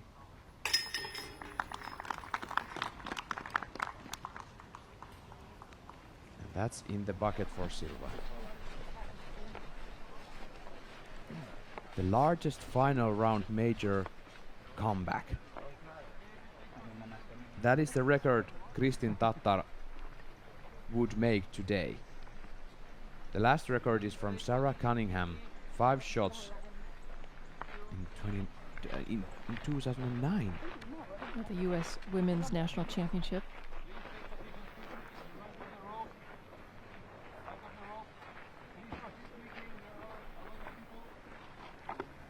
Now, I was about to say that this is getting interesting, but at this point it doesn't seem interesting at all because these Finns are letting Kristin Tattar walk straight over them. Kristin has the momentum right now, and as you said, I think we're expecting this to be close in the last 3 or 4 holes, but I'm wondering now if Kristin's going to be out ahead and we're not even going to see that drama play out on the last hole. Now they still have everything in their own hands. If Saarinen and Salonen can find the momentum and find the confidence, there's no question they can challenge Tattar here. The back 9 is really tricky. Kristin hits the bullseye off the tee. She settles about 11 meters away for the birdie. How do you turn your mental table around after those kind of mistakes Silva and Evelina have now made as we take a look at Kaidis? That's the million-dollar question. Those who are able to do so, like Kristin, often find themselves on top. Kaidi Alsalo gets a red flag. It's now time for Evelina Salonen to take the shot on 11th. Going high, going wide. She hits a tree and she drops down out of bounds. One thing's for sure, you can't think about the consequences of each shot. You just need to think about executing the very next shot. That's the most important thing, what's right in front of you.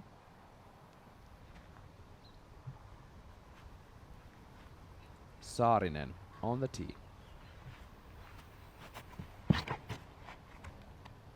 This is very low and going straight for Saarinen. Can she avoid the pond? She skips over the pond. Silva Saarinen gets lucky and skips over the pond. 5.5 meters left for birdie. Now Silva already has 5 birdies. She can make those runs for those birdies, But she has 3 single bogeys and 1 double bogey on her card too. That makes her even par for the day. Now she's happy to go under par for the day once again. Kristin Tattar is 5 down through 10 holes.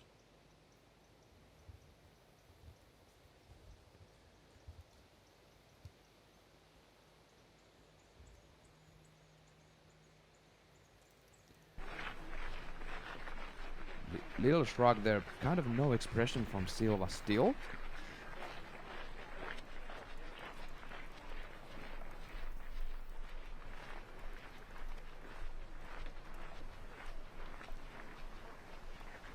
Let's go see second shot from Missy Gannon on hole number 12.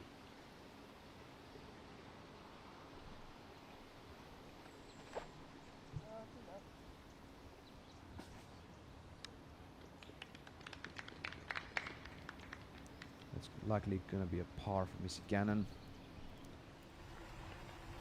Or at best, that is. Now Salonen is behind the branches and she doesn't have a clear look for the par.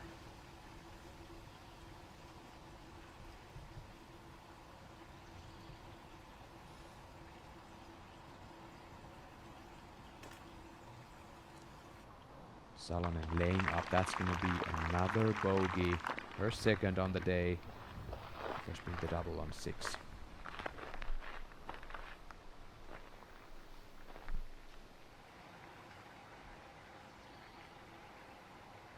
Now Alsalu. She's trying to save the par. Here Anheuser from Evelina.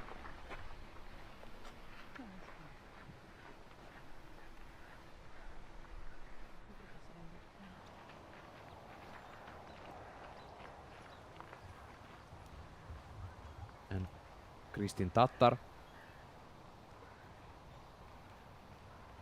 Her turn. Putting for her 6th, that's gonna be 7th birdie on this round if Kristin makes this one. To go 6 down for the day.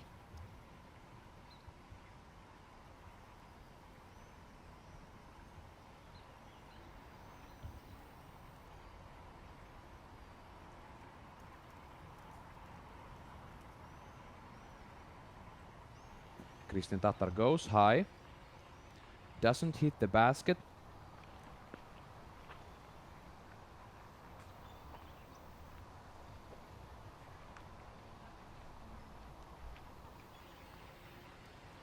And Silva Saarinen, now a chance to get back to 3-way tie at this moment before Evelina Salonen putts for bogey. In. Hear those sounds from there. That is so amazing to have all of those people there cheering for their favorite players on this Sunday morning. Kristin Tattar to save the par.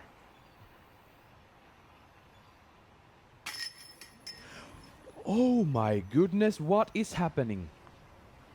What is happening to the momentum of Tattar?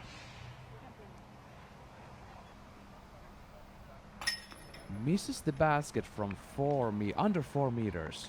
As soon as we start indicating that maybe it's over because Kristin is playing so strongly, she misses 2 putts.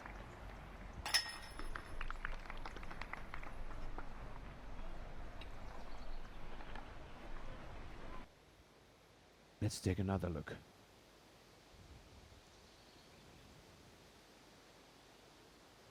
Hits the chains on the left. Chains out. Barely hits the chains on the left. Wow, I'm gonna need a breather, folks. We'll be right back after this break.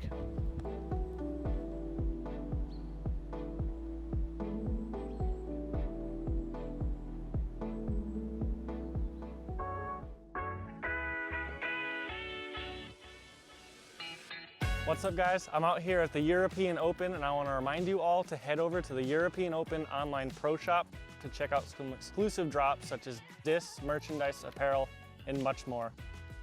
Thank you all for supporting the event, and enjoy the show.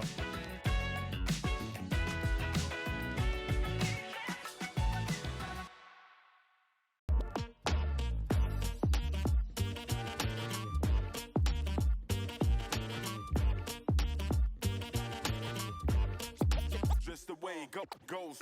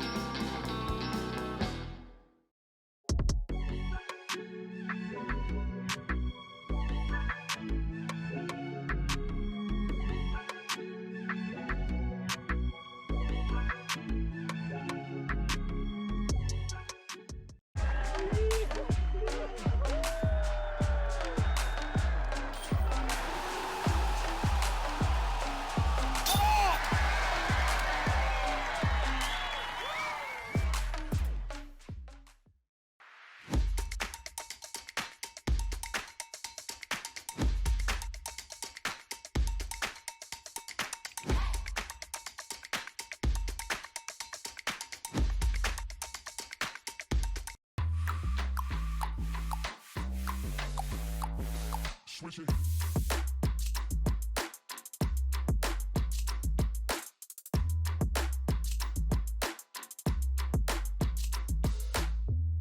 Introducing the Ledgestone season finale. 27 unique releases, 2 St. Jude charity collector sets, and much, much more. The show begins July 24th. Visit shopledgestone.com for more information. Pound's the best of the best. It's the quality, the craftsmanship, the vision for what a bag could be. Let's start from the beginning. I didn't choose Pound, I chose Levi. I trusted Levi to make the best bag possible. He's always trying to innovate. He wants it to be perfect. And I think he's the kind of guy that nothing's ever perfect. I trust the product, I trust the people behind the product. At this point, I don't think anyone's disputing that it's the best made bag.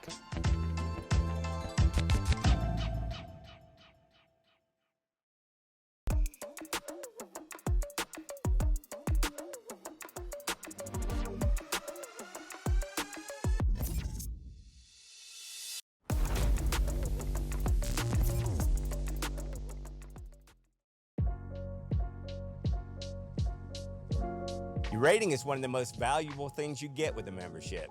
This gives you accurate numbers to track how well you've been doing and your overall improvement in the game. You also get a member number when you register with the PDGA. Your PDGA number is a stamp for when you got involved in the sport. It's a badge of pride for players and a part of your disc golf identity. Get your number today. Visit pdga.com/join.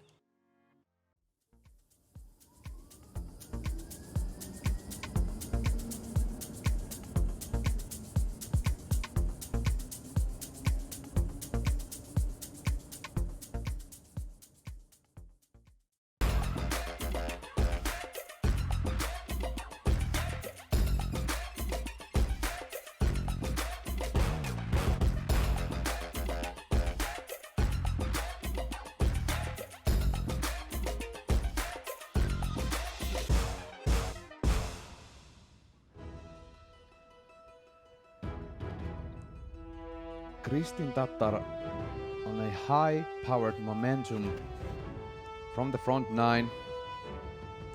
Here she's on hole 6.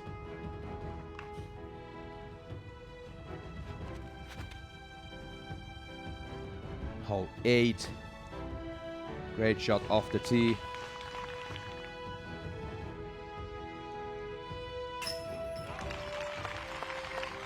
It's a great birdie on hole number 9. And she's the only player to card the birdie from the lead card on hole number 10. Here's her upshot. The crowd is there cheering for their favorites. But then this for par on 11. Barely even hits the chains on the left side and doesn't settle into the basket. And how does that affect the momentum, Juliana?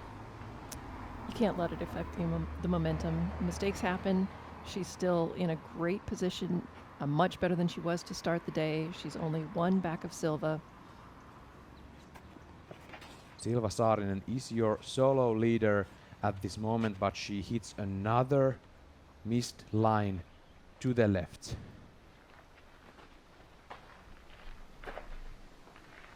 There's a long walk from hole 11 to 12, and there's time to think about what just went through, if something great happened.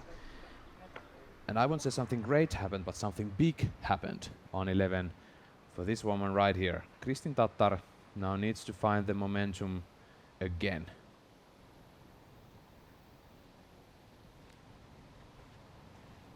She's got 2 single bogeys and 6 birdies today, being 4 down for the round.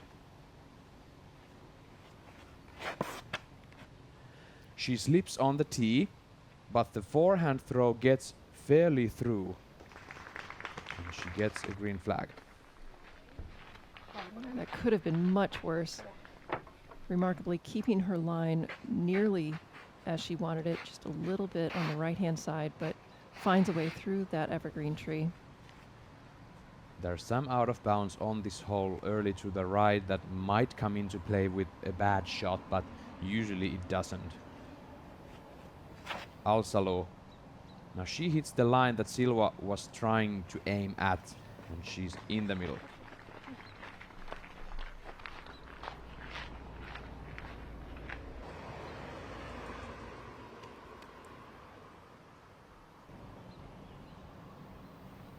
Salonen. This is powerful, this is turning, does it get the glide, hits a branch, and that might actually help her gain some distance. She's way up the fairway. This is a par 4. It is slightly uphill, so it plays quite long, but Evelina might have the power to get to the pin from there. Look at this from Tattar. A little bit of a slip. She's lucky that doesn't affect the throw anymore that it did.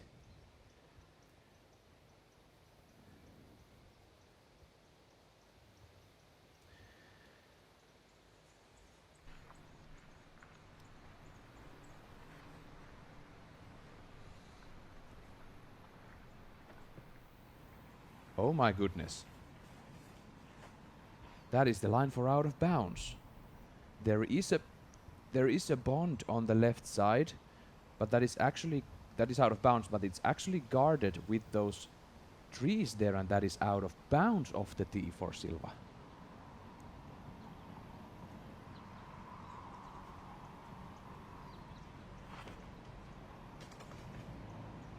Silva makes the 3rd shot now. She's on the fairway. Nate, how do you feel about Silva and her mood down there on the course?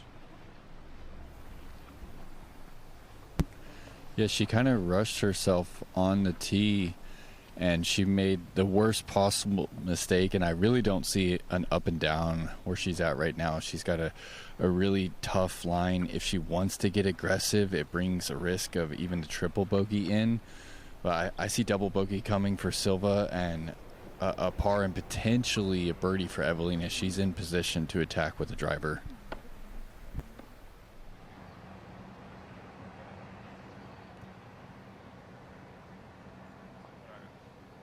There is a close to 100% chance that we have a new leader after this hole, for Silva is now holding the solo position on the top.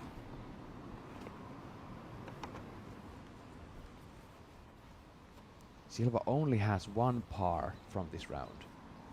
All the rest are birdies, bogeys, and a double. Tattar takes the straight low line with the forehand.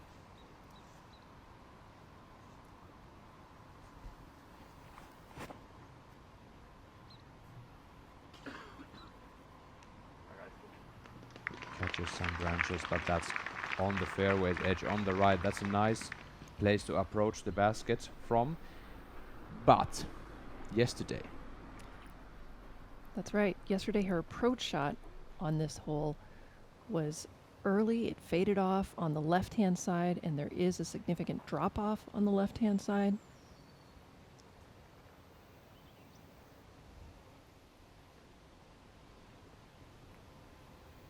Also, real fine tee shot here.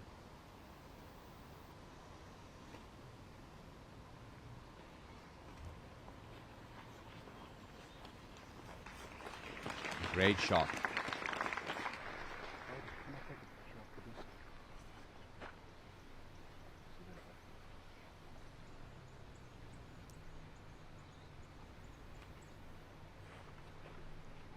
Really demanding hole number 12.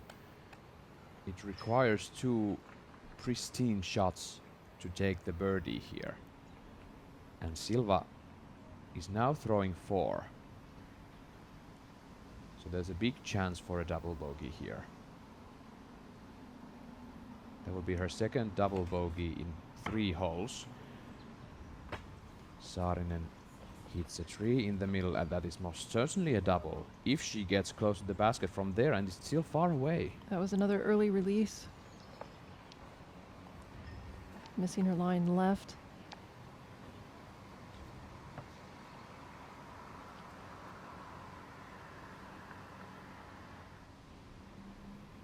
Salonen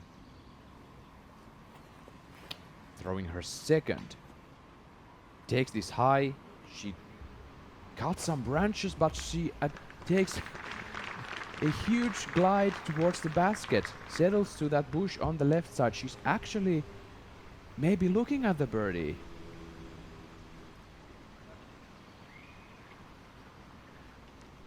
Nate, talk to us about that shot that Evelina just made.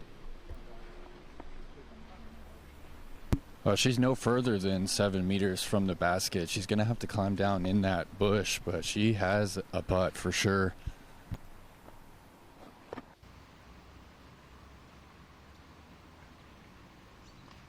This is the shot from Salonen once again.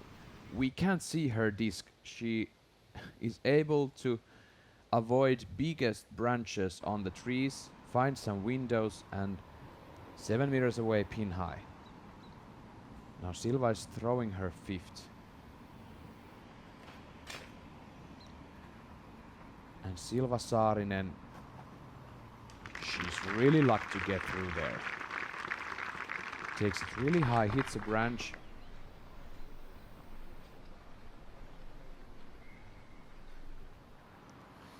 And at this pace, Silva Saarinen needs to worry about the people coming up behind her. Missy Gannon, her 3rd shot on 13. Looking at the nice par. And Gannon catches the par. Sad bogey on hole 11, but then 2 pars in a row. Staying stable. Tattar approaching the basket, gets the fade. And she's 1 meter away. She's gonna save the par. Stop the bleeding, should we say, after the bogey on 11.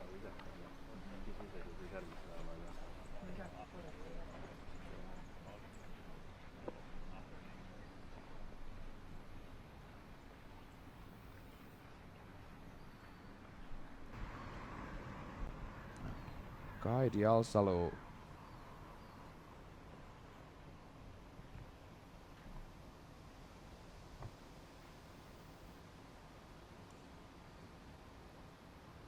throwing 3.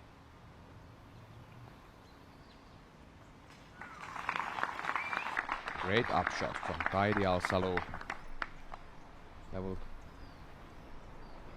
with a solid putt, that will keep her 2 under for the day and 2 under for the tournament.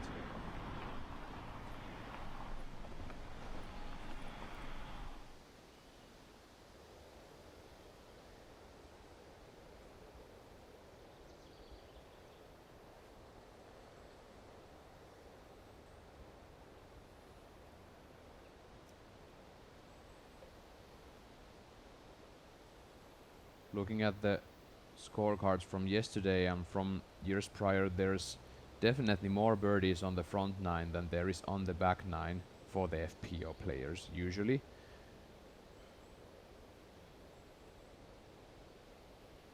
And for Kristin was able to charge on the front 9 so heavily, it's a big time advantage for her.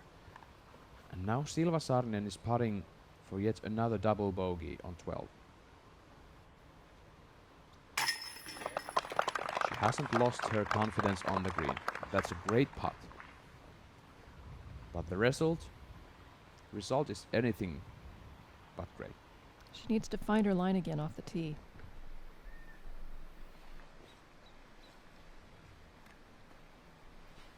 And Salonen was stopped by that bush on the slope.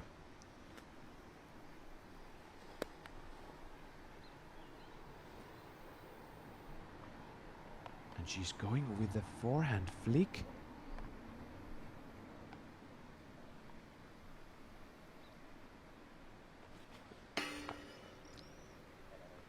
Hits the cage and doesn't roll. She was going for it. Didn't get it high enough. It's right on line. Yeah, right on line. So pars for Evelina and Kristin. That will keep them tied for the first position. Silva Saarinen dropped down to solo third place, 5 down for the tournament and totaling 1 over for the round. While Evelina still 3 over for the round. Alsalu making her life easy on this hole.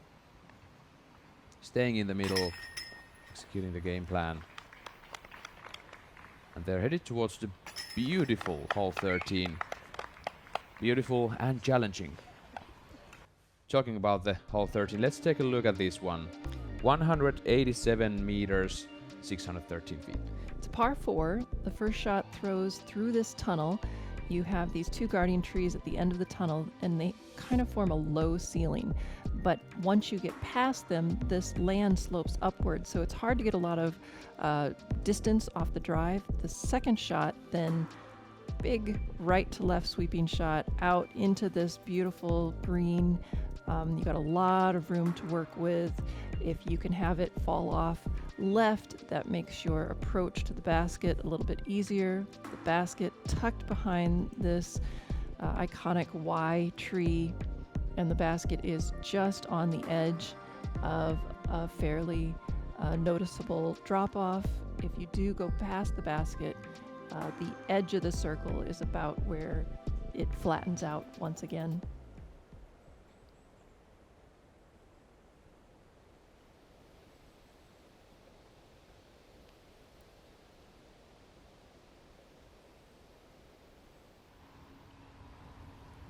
Kristin Tattar on the tee. Forehand straight out the middle. Hits something on the ground. And she's rolling left. There's a creek there. The creek is casual. There is an OB pond, but regardless, she's going to be obstructed.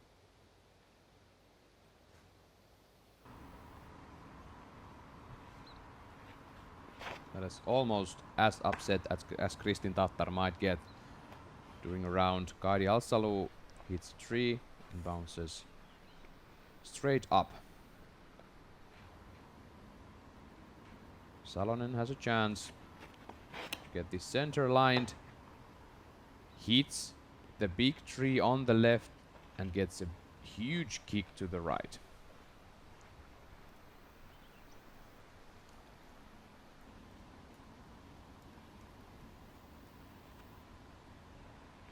Seemed like Salonen might have slipped a bit on the tee.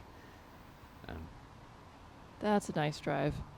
Silva does what all of these 3 women should be doing on this tee pad. Pierce the gap and get onto the grassy fairway.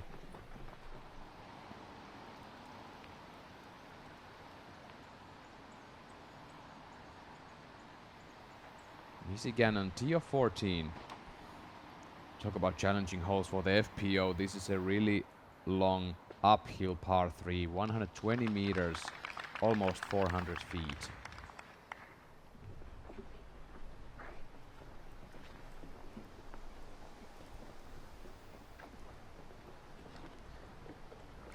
Nate, you're on the course. Tell us about the lies that these lead card players are facing now after those tee shots on 13. Yeah, Kaidi and Evelina over on the right side, which it's not too bad. You have some options from over there. I don't think Evelina could get up and down Kristen, however, hit and rolled down the hill. She might even be down there, edge of the creek, and she's going to be behind a wall of trees, likely pitching back out to the fairway. Silva, about 3. She could flex something around and get up to the green.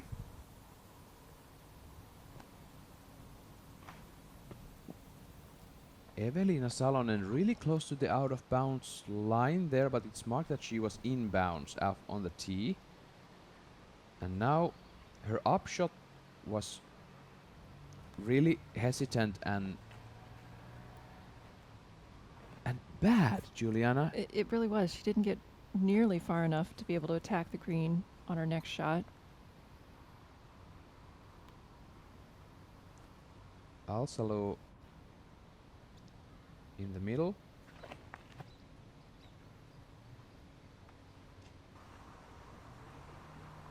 This is a nice approaching drive from Kaidi.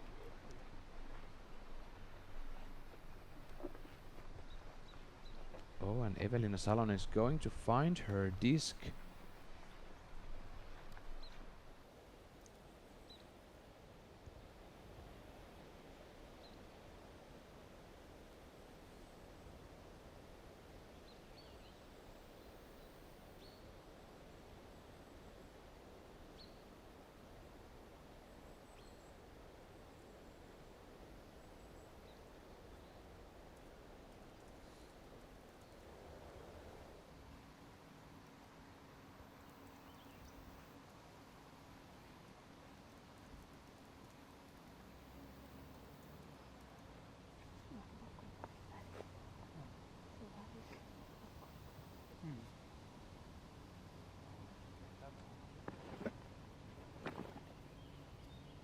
Let's talk, Nate, could you clarify the situation from Evelina Salonen there? Was she actually out of bounds?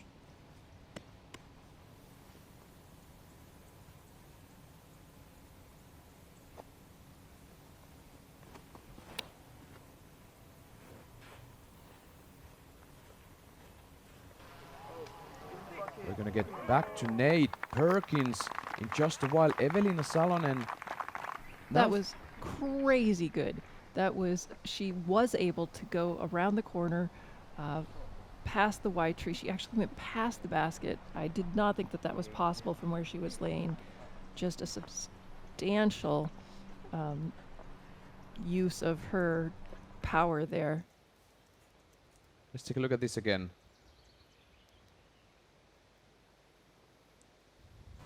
Going through all the trees and avoiding the big guardian from the right and almost hitting the base when skipping towards the basket. At this point we are going to assume that Evelina Salonen was out of bounds actually on the right side. There's kind of a corner for the out of bounds line. And that would make Salonen's 5th to be putted towards the basket. So she's putting for bogey at this moment, and she skipped pretty far from the bullseye.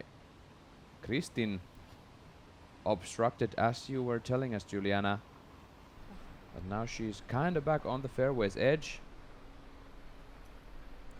She should be able to shape something and get it close to the pin from there, but she will have to maneuver those birch trees on the left.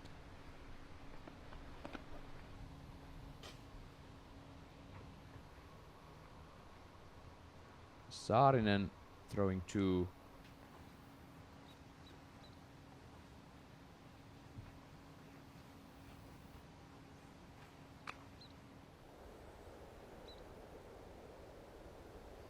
Saarinen is still on the fairway.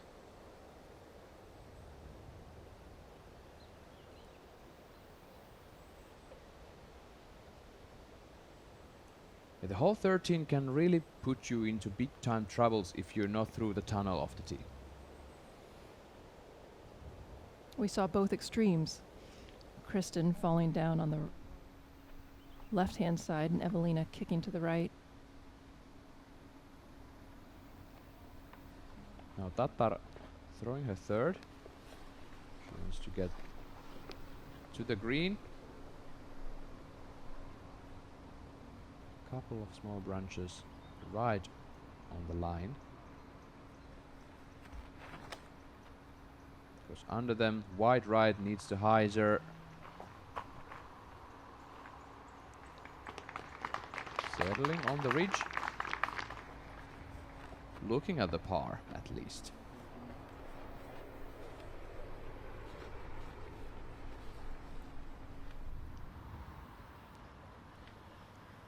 Back to Missy Gannon on tee of 15.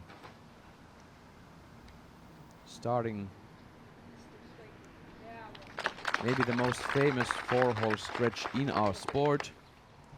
The last 4 holes at the Beast in Nokia.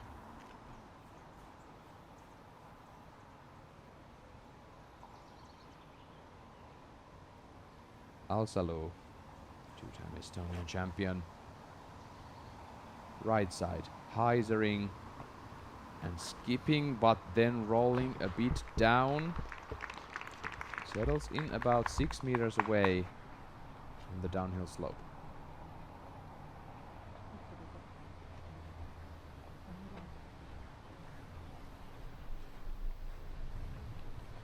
If I would have told you, Juliana, that through 13 holes, Evelina Salonen would have 3 bogeys overs and not a single birdie, would you have believed me?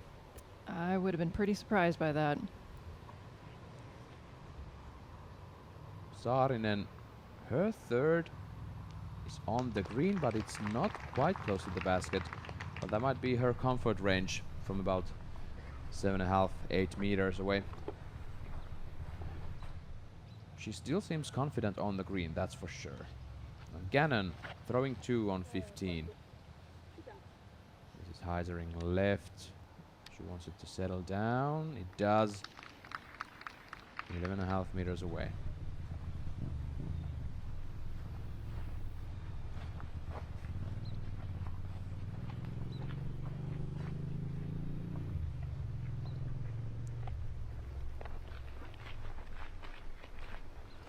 Now Nate, talk to us about the situation Evelina's facing right now. She came towards the green really hard. Yeah, she went driver, threw a spectacular line, flexed it around the tree, skipped, nearly hit the basket, and then flew toward the spectator. She's out there at 14, 15 meters looking back up to the pin. For the bogey.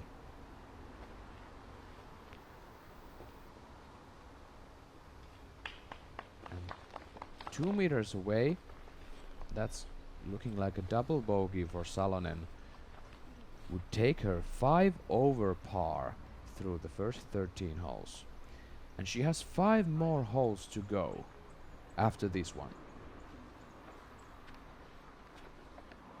And if that's in for Kristin Tattar, she's gonna be leading Evelina 9 strokes only today. From today's round. And that will mean that Kristin would be leading the tournament with 1 stroke over Silva Saarinen, who's putting for par about 7 meters away.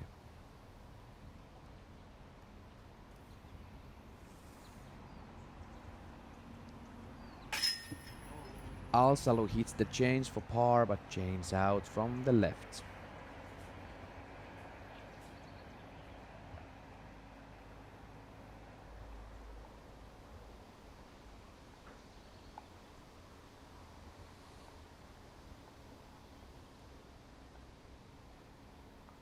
Now Tattar for the important par.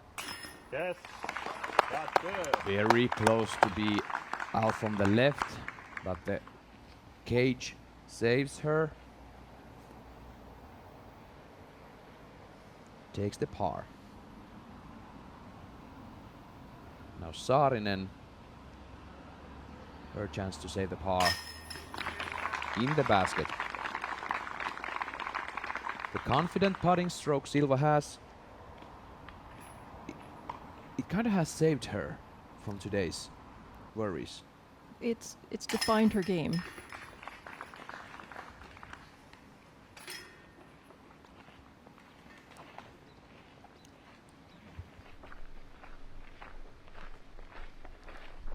just like that. Kristin Tattar is your outright leader at the European Open 2024.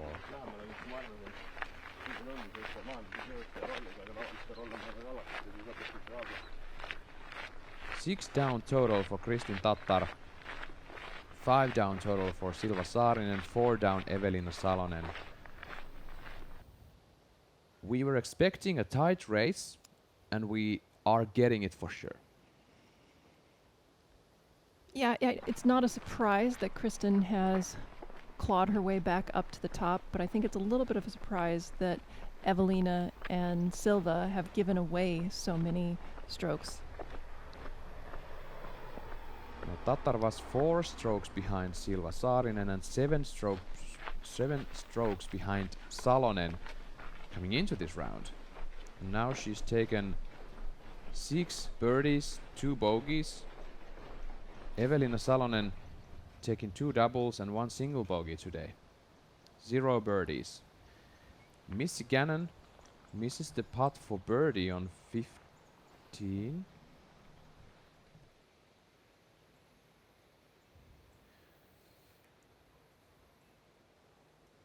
Connor Montgomery on the field. She's trying to cash at the major for the first time since 2022 European Open. She's currently sitting 1 shot below the cash line. And that's out of bounds on 16. That doesn't help her at all. What a show. I'm baffled. I'm kind of confused about the fast pace of the movement we had today. I was expecting that the race might be quite tight in the last couple of holes. Exactly, and we've had a lot of yo-yoing of scores so far. But now keep in mind, yesterday Kristin had 5 out-of-bounds strokes in the last 4 holes. Juliana, how are you taking this situation that the Finns are now facing? The harsh back 9, the last 5 holes of the tournament. What can they do now? Well, they need to forget about the first 12 holes and just play their hearts out right now. If they can play their best, they still have an opportunity.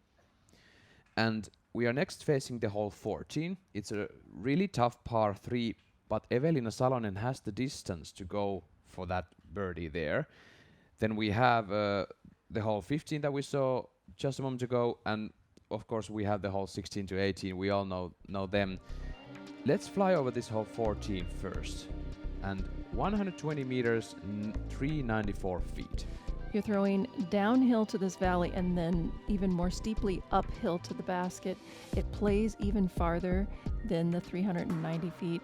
It's a pretty skinny gap in the middle right here, but there's not much danger. There's no out of bounds until way on the left-hand side or behind the basket, which you're not going to reach because of the uphill component. This is kind of an in-between hole. It's pretty hard for the women to get to this one for a birdie.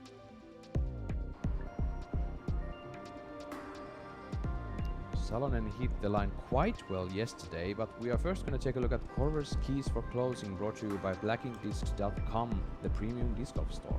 Calculate the effects of elevation, especially on 15, 16, 17, and 18. Make sure you keep that in mind before you throw. Attack with precision. We've got a lot of greens that are in dangerous situations, and putt with confidence, but be smart about it. Don't lose unnecessary strokes by a miss on the green.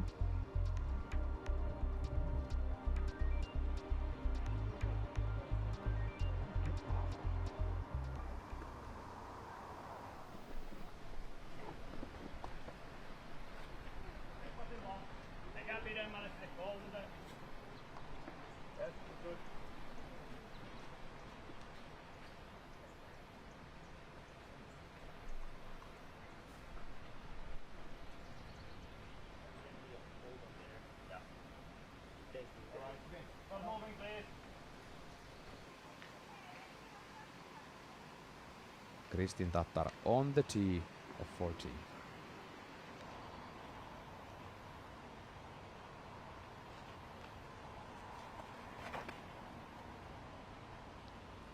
She get enough turn? She does. She clears the alley and she's inside circle 2.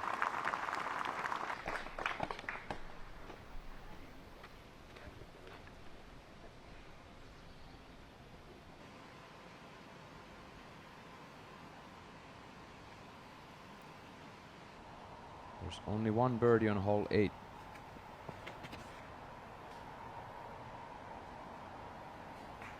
Hole 14, that's from Heidi Laine moments ago. Silva Saarinen getting onto the edge of the green.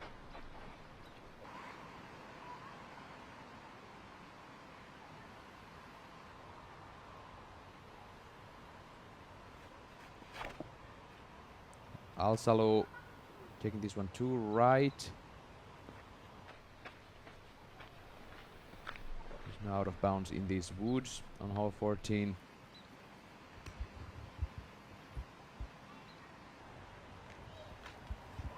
Salonen gets the turn. Does she get the glide and the stability? A bit too much turnover, but she survives the rough on the right. Looking at the basket straight up.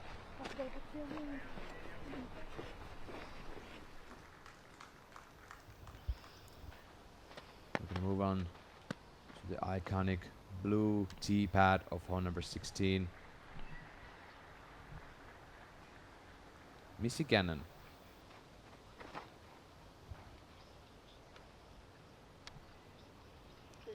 Makes the straight play towards the out of bounds left.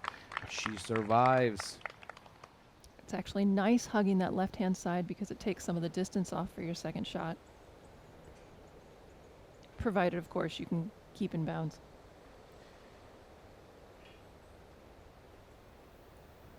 And for that is really close to the out of bounds left. Miss is going for the island, correct? That's a good question.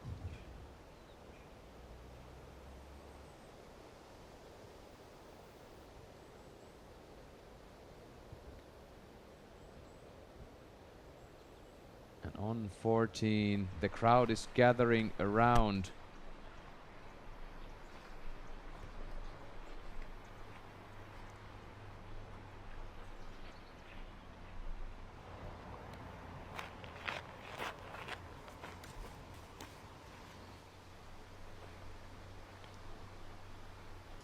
The creek down there on 14 is casual.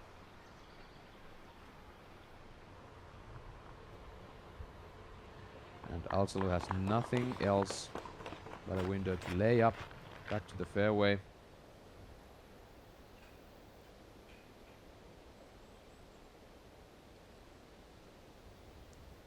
Nothing is settled yet, just because those last 5 holes, this included, are really treacherous. They're full of danger and full of big movements if someone loses focus while the others achieve their game plan. Yes, Kristin needs to make sure she keeps it in bounds and she stays aggressive. Silva needs to find her line, and Evelina needs to throw it hard and to take advantage of her ability to hit these small greens. Alsalo is now deep of the pin, about 7 meters away.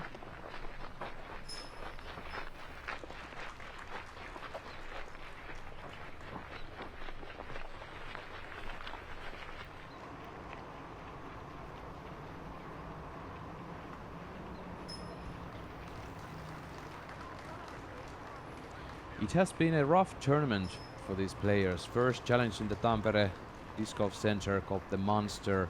The first 2 days, tough conditions, rain coming down, and then for 2 days straight they're gonna challenge the Beast at Nokia. These courses are really balancing themselves out, and this has been a great venue to test these players before the World Championships next year, kept on these same premises. Now this is Silva Saarinen outside. Putting for birdie, that's fading too early.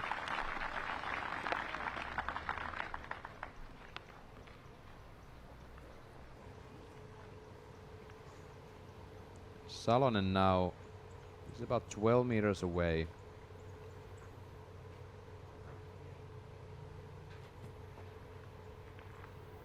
Too much right.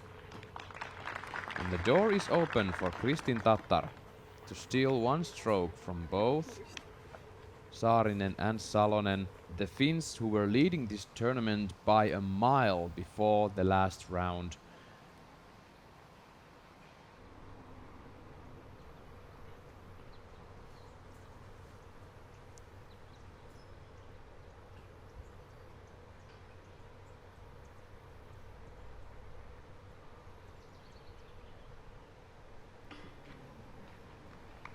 Just an inch shy from Tattar.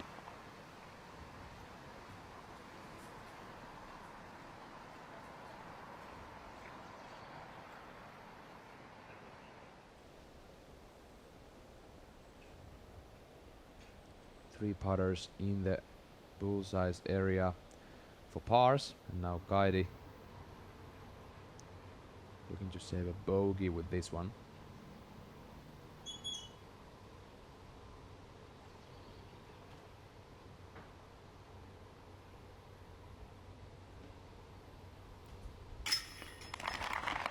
Confident, but a bit left. Kaidi is in the basket.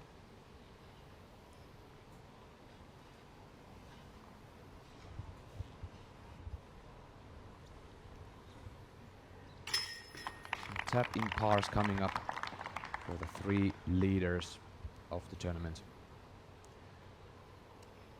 Well, not anymore the three leaders, but the three top players in this tournament at this moment. Salonen already 2 strokes back of Tattar. Saarinen 1 stroke back of Tattar. This could have locked it up for Kristin if this was in. If that was confident enough, it would have told herself and all of our guests on the other side of the screen that she's ready to lock this in. But that is not the case. You can still see the frustration in Kristin's body language, more so than normal. Even though she's charging forward successfully today, the weight of the poor round yesterday still seems to be hanging over her shoulders. Let's see what Missy Gannon decides to do on hole 16. She's looking at the island from this perspective. She going for it? She is. Hi, Heiser.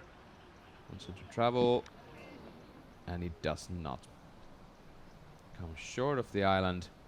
She's going to advance to the second drop zone, and here she is for the par.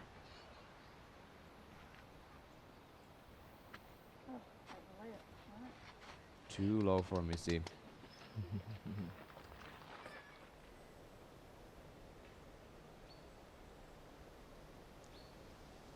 And the lead card has made their way out of the woods. They're back on the park side of the beast, and they're facing the last iconic 4 holes of the course.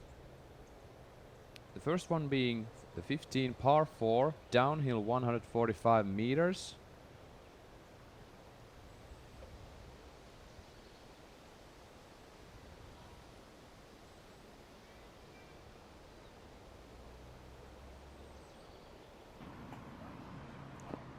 Kristin Tattar on the tee.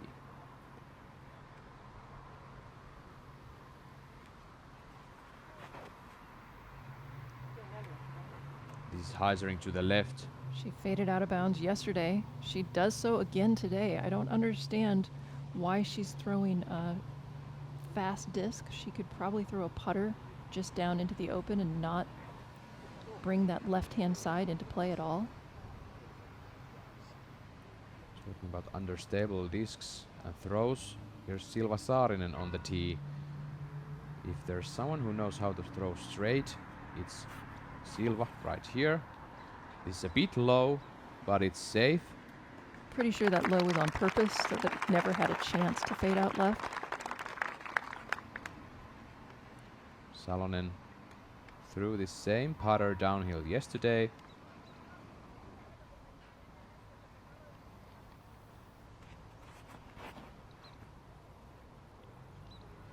this is just gliding straight down.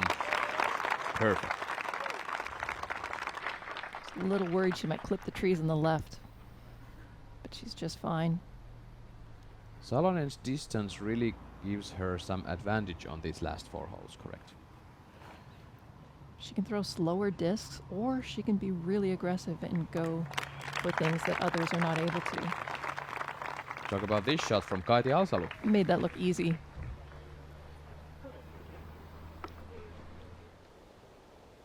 Unforced error here by Kristen going out of bounds left. Nate, you're down there with our lead card. Could you tell us something about the feeling when you come out of the woods to tee number 15 and all the fans and spectators are there again waiting for you?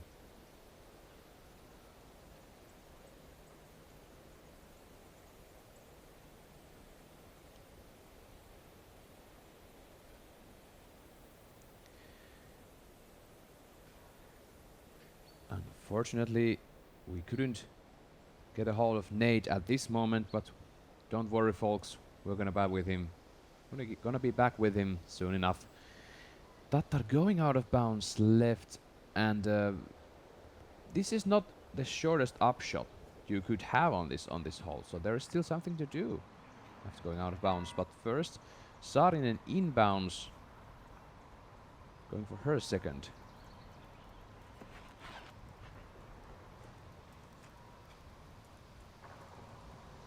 Another early release for Silva. She is inbounds, but she's much farther from the basket than she would like.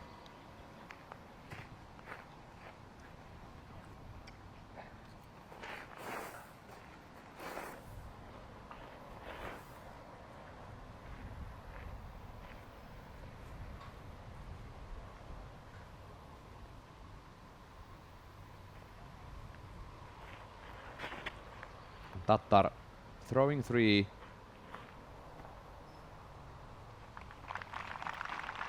Getting left a little bit. Has about 8 meters to the basket.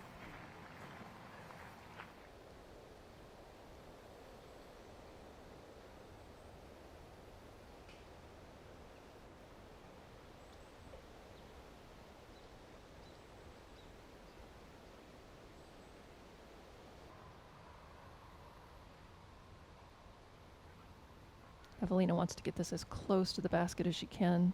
She hasn't had a good track record with raised baskets this tournament. Yesterday Salonen took a par here, although she made it to the green with 2. Oh, this is really high and it's hyzering left. Salonen has 11 meters for the birdie.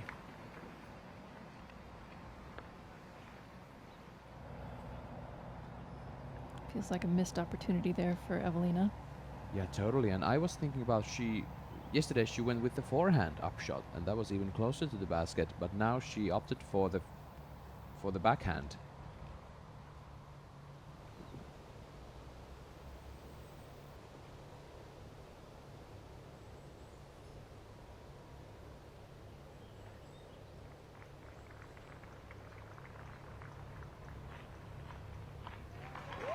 Alsalu shows us how this hole is supposed to be played. She's in the bullseye with 2 shots. Alsalu, although struggling with 3 bogeys on the last 4 holes, she's trying to hold off Missy Gannon, seen here on tee of 17. Making a flex shot off the tee, getting the stability at the end, and circling down just 4 meters. Fantastic shot. This is not simple achievement at all for Missy Gannon. Getting the edge just correctly on there before the circle's edge, and then using the energy left on the disc to almost park the hole. Saarinen, long birdie look. She needs to be aggressive. And this hyzers to the left.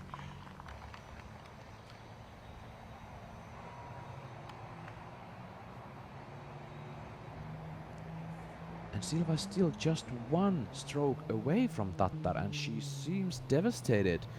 Yeah, her round has been quite bad. As Evelina Salonen goes for her birdie look, doesn't connect. If Silva could come up with hope and confidence of herself, she could still take this down, and same goes for Evelina. Kristin Tattar is now putting for par. This is a long way.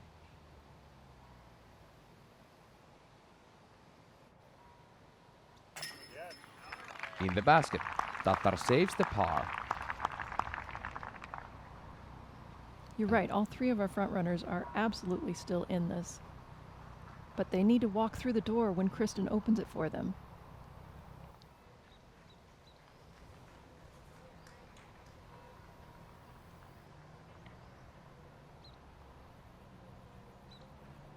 Saarinen now trying to save the par. Just under 7 meters away.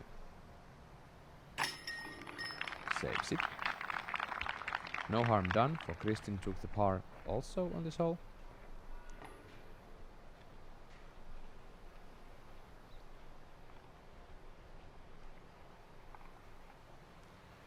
Salonen now for par.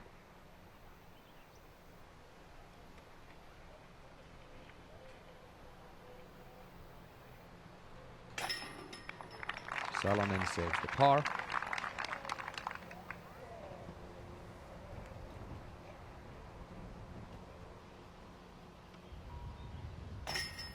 Al-Salou.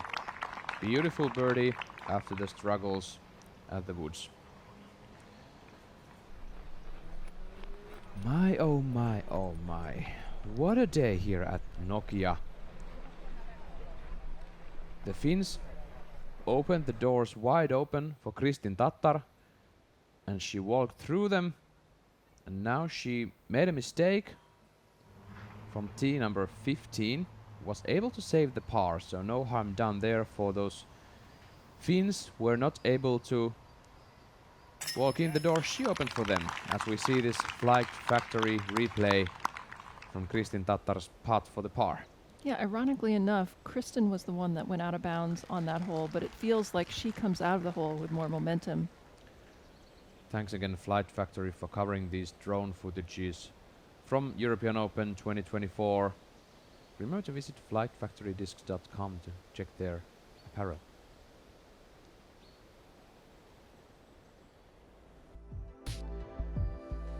Let's check out the birdie zone here on 16. There's about 350 feet to the sweet spot. Then we have the famous island on 16. This birdie zone is brought to you by Birdie Pro, the best-selling disc golf board in the world. Remember to get yours at your favorite disc golf shop or bodabrothers.com.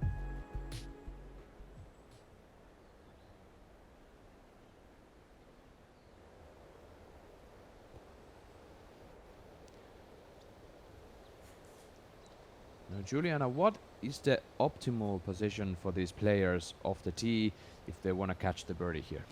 Well, first of all, you can't be thinking about the birdie off the tee. You need to be thinking about keeping it in bounds. If you do so, you need to be past that path, and actually the farther you are towards the OB line on the left-hand side, the closer you will be to the green. It'll make it a little bit easier to decide to go for that green. Distance, of course, helps make that a possibility. But wherever you are on your first shot, it's still going to be a very, very tricky approach to the green. And all of these players, all of these fans, us two in the booth, we've been waiting for this moment for a year. Once again, we are looking at the last 3 holes of the European Open, and it starts right here. So much potential for swings on these 3 holes. Our top 3 competitors only 2 strokes apart. And yesterday, Kristin Tattar took the double bogey on 16, the single bogey on 17, and the par on 18. So 3 over for the last 3 holes. Silva was able to save the even par. Evelina took the bogey here on 16, otherwise takes 2 pars. And this is still going towards the exceptional 7 strokes comeback for Kristin Tattar if she takes this down. That would be a record. Al-Salou on the tee after a beautiful birdie. That is beautiful. Very safe drive. Excellent shot.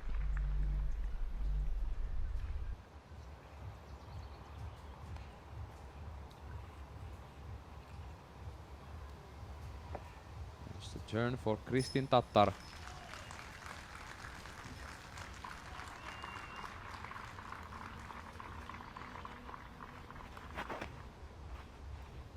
Going wide right side, wants to hyzer back to the fairway.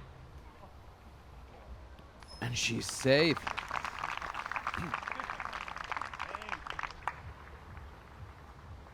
Hugging that right side, she's a long way from the green. Saarinen on the tee next.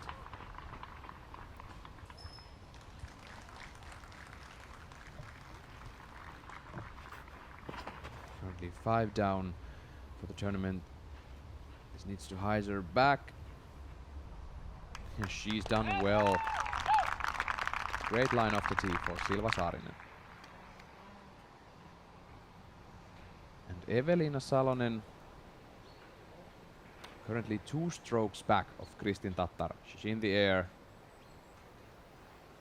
Takes a safe hyzer play. She's in the middle. She doesn't go for the max distance here, because she knows that she still has the distance to go towards the island, and she did just what you were talking about, us, Juliana, stay in bounds. Well, and maybe just get in front of your other competitors to see if they make the green or not, to help decide whether you want to be aggressive on your second shot.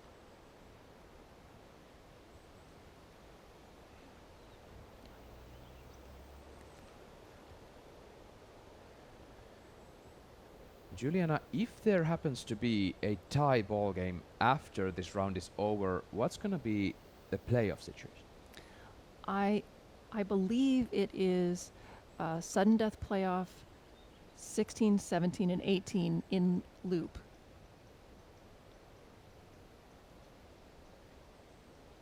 Yeah, talk about some crazy holes to settle this down on. Yeah, I can't imagine that taking very long before there's some score separation.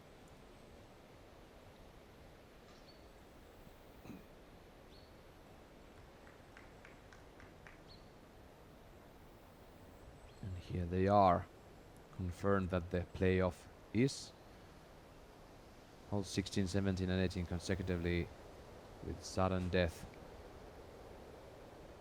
form.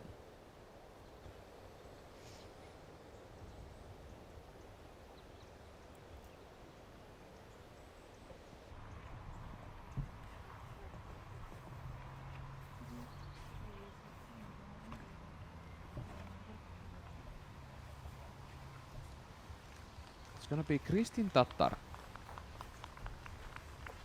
approaching the island first of these 4 ladies. She has a driver in her hand.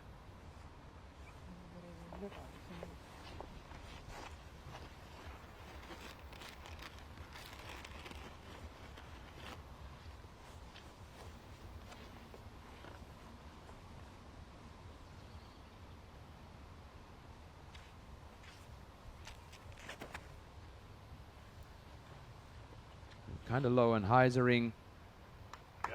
She sticks the island. Juliana, she's in the bullseye with 2. That is going to be hard to match. But now Evelina and Silva really have to go for this. Salonen in the air. Taking this wide. Does it hyzer? Evelina Salonen is not on the island. She's looking at the par at best from drop zone number 2. Had the right line, just a few inches too low. If it had skipped off the top of that hay bale, it would have been right underneath the basket. And that just might take Evelina Salonen out of this. I feel like it has, yes. Leading the tournament with 7 strokes over Kristin Tattar before this round. She's currently 5 over par, while Kristin Tattar will be 5 under par after this hole. Alsalu throwing second towards the island.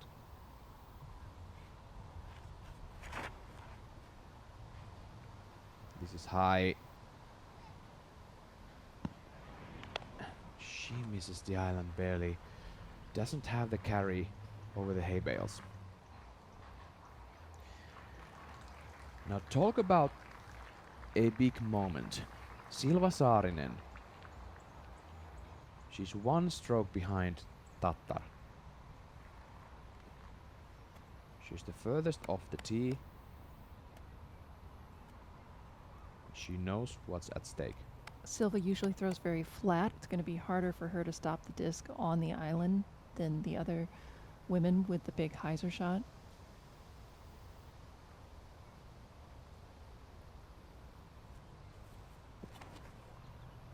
Saarinen in the air. Silva Saarinen has done it! Perfectly answered. Juliana, she has done it. She's on the bullseye's edge. Putting for birdie. This is not over, folks.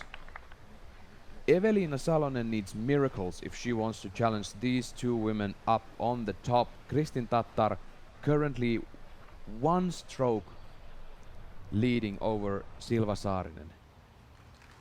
We're gonna check this one again from Kristin Tattar. 2 pretty different lines. Kristin taking it a bit further to the right with a stable disc, hyzering into the bullseye. Take a look at her reaction here.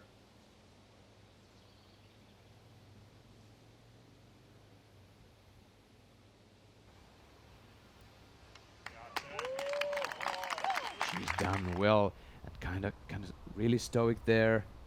No feelings going out whatsoever. And Saarinen makes this slight turnover. Sneaks the island, and the home crowd is cheering for Silva really hard at this moment.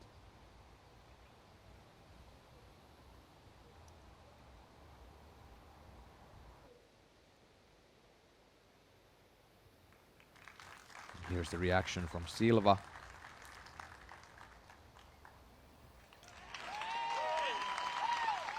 Nate, talk to us about the mood there with the crowd, with those shots coming towards the island on 16. Right before Kristin and Silva threw, it is dead calm. There's absolutely no wind, and there is not so much as a peep in the crowd. I mean, we're 2,500 strong surrounding the green of 16 here, and there's just so much respect for these players. No one in the crowd is making a noise or moving, and there's just chills after Silva and Kristin put it both in the bullseye. Everybody's stopping while Evelina Salonen putts for par in the second drop zone of 16.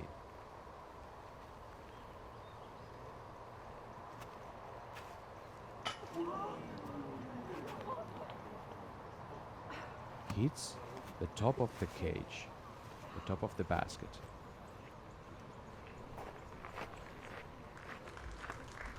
It's the inside of the hay bales that is the out of bounds line.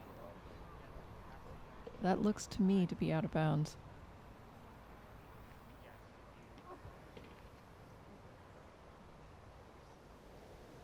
She's going to be checking that to be absolutely sure.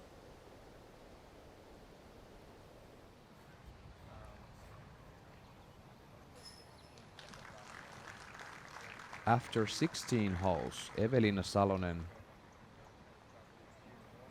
will have 0 birdies. She will have 4 holes played worse than a par.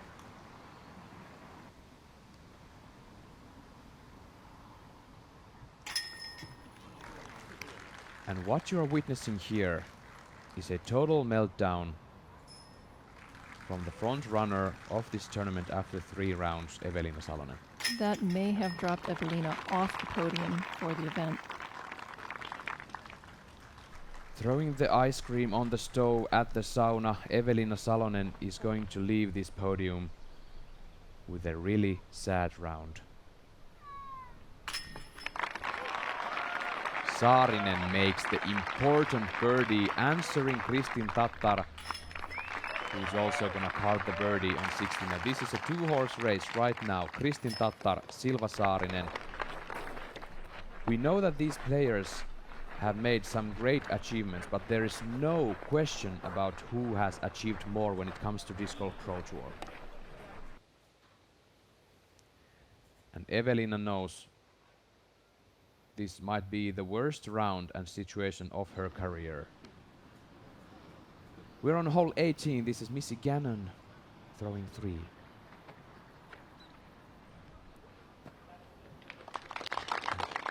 She's gonna tap in the birdie on 18, and at this moment she's gonna take over the 3rd spot, finishing with 2 birdies in a row from 17 and from 18.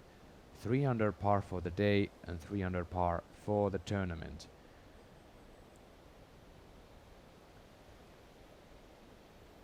And Team USA getting 1 player to the podium. I'm trembling, Juliana. What are these players facing next? Hole 17, this is within reach, but it takes a long, controlled drive. Kristen has gone out of bounds on this at the President's Cup, and again yesterday. She's thrown sidearm and turned it over a little bit too much, whereas Silva takes the flat backhand straight. The land slopes down to the pin, and then even more severely from right down to the left at the pin, with OB looming very, very close on the left-hand side. And Kristin will be first on the tee, and she made a big mistake here yesterday. Took this too wide, hit the trees, and then rolled out of bounds left. Now what is the result on this shot today? More conservative line, keeping it high on the fairway.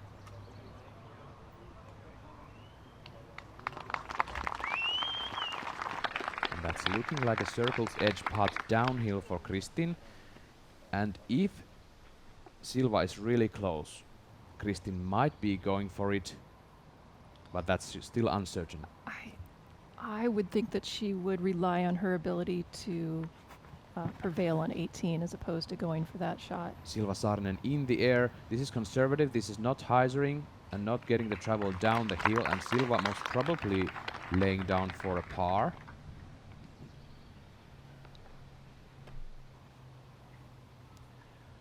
Alsalu on the tee.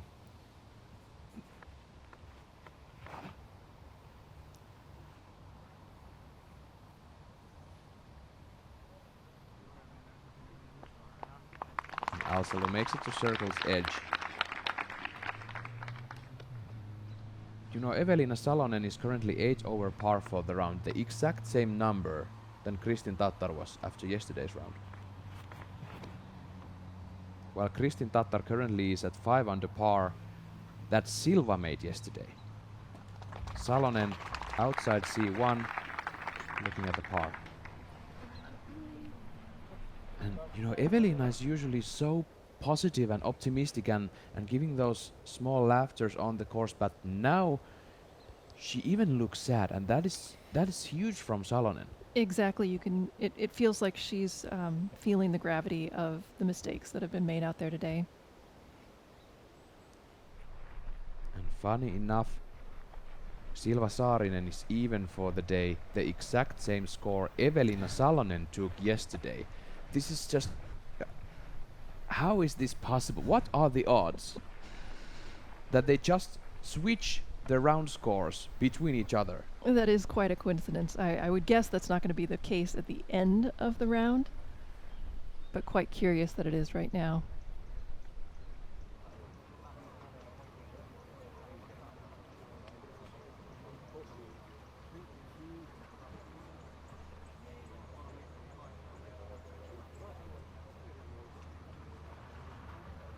Silva Saarinen, 2 double bogeys, 3 single bogeys this round, and still 7 birdies to keep her even par. How about this upshot now?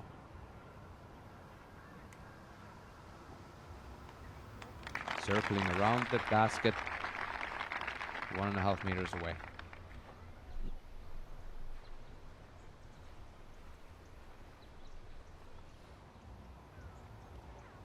Salonen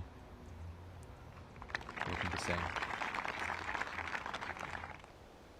Now I'm totally with you. Kristin Tattar most likely laying this one up. She doesn't need to go for it. So why would she? She's in the driver's seat. She's 1 shot ahead. Al-Salo settling down. Next up, Kristin.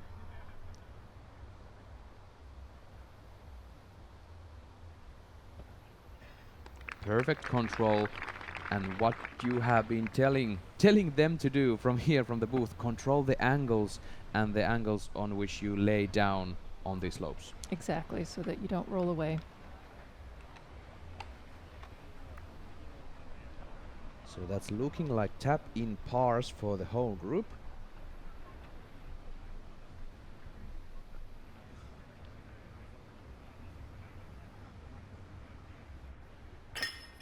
Kristin Tattar first in the basket.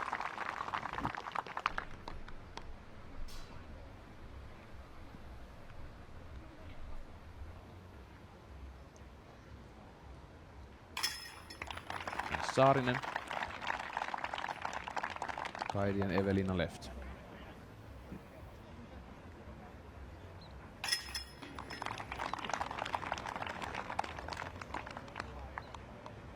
I'm just stating the fact here. I don't want to be the one who turns the knife in the wound, but Evelina Salonen might get out of the beast without a single birdie. And I wouldn't have expected that in my wildest dreams. No, to say that she would have been able to drop down off the podium, I would not have guessed that was a possibility. It's gonna be Kristin Tattar versus Silva Saarinen, and we only have 1 hole left. This is hole 18, 213 meters, 699 feet. This is a doozy. It's surrounded by out of bounds all around. You need to go left of the evergreens here, bring it back inbounds without going too far to the right and finding the out of bounds line there. Then you turn approximately 80 degrees to the right, and the green, or the fairway now, slopes uphill and gets pretty narrow. The basket itself is just on the tiniest little circle. The OB is 5 meters from it. It is very hard to get an approach shot close to this basket. Basket is raised, making it even more challenging.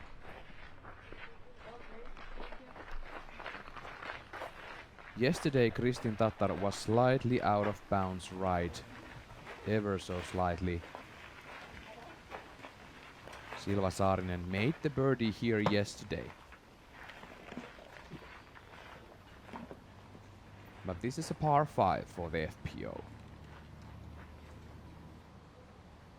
And of course, we are counting the total throws. It doesn't matter what you take on here, but the fact is that Silva Saarinen has to get 1 stroke off of Tattar on this last hole if she wants to challenge her in the playoffs. Tattar on the tee. This is low, going straight. It needs to settle down. Settle down! And she makes the correction from yesterday. She's inbounds. But that was pretty close. But pretty close doesn't matter at this sport. Silva Saarinen makes the turnover. Oh, it's not coming back. It's not coming back, and that's out of bounds for Silva Saarinen, and the door is wide open for Tattar. Kristin can play can play conservatively now to the basket. Very hard for Silva to reach her.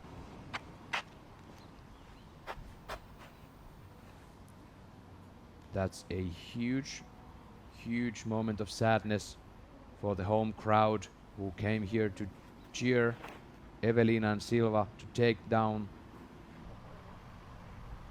the victory, and Nokia and Kaidi Alsalu turning this one over to the out of bounds.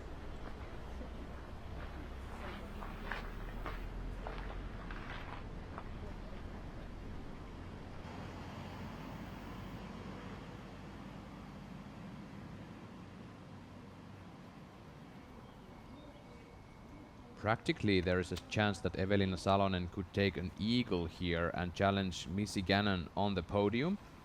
If she takes the eagle, they will be tied for third place.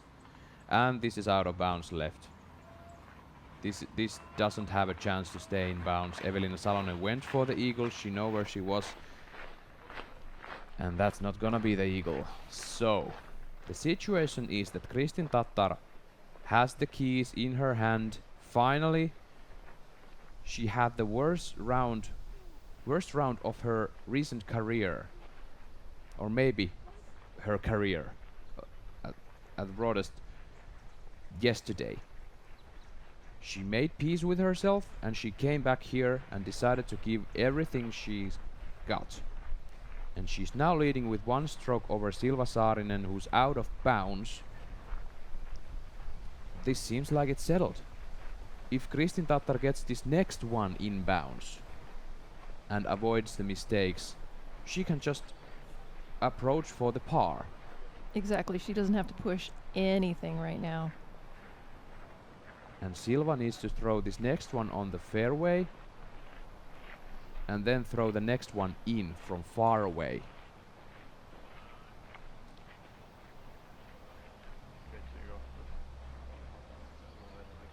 But of course, still, Tattar could make the play for the birdie. And that's kind of easy from where she's at right now. She got big distance off the tee. And another record coming towards Kristin Tattar.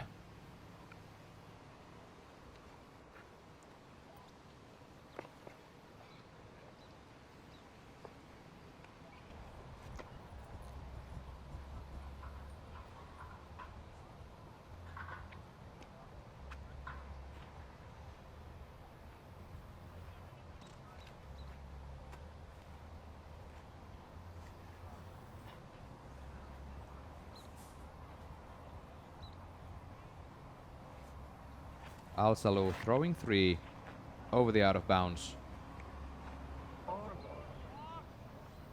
That's fading left. Does it settle? No, that's out of bounds again for Alsalu. That means that Kaidi is gonna drop down on the leaderboard. Nate, talk to us there. What is the situation on the fairway right now? Silva Saarinen is preparing her shot.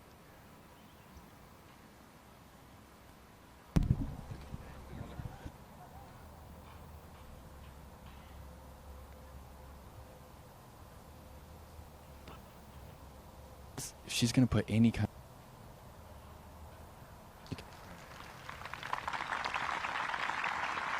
Silva Saarinen on the fairway. Now, we have seen something of sorts before, with high pressures, with big throw-ins. Silva Saarinen still has a chance to take the birdie with a super long throw-in for the birdie. And if before that Kristin Tattar goes for the par play, there is minimal possibility still that we have a playoff. Salonen throwing three. This is high.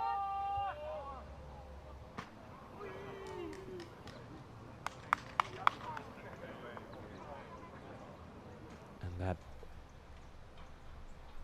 might be out of bounds again for Salonen. Kristin has the perfect landing zone here off the tee.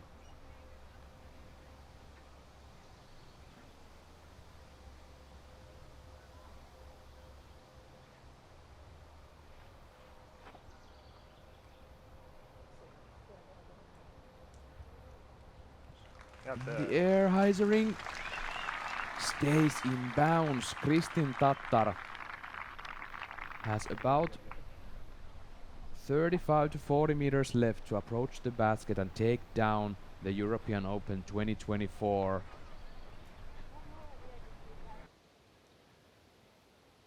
This is closer than she would have liked this to be.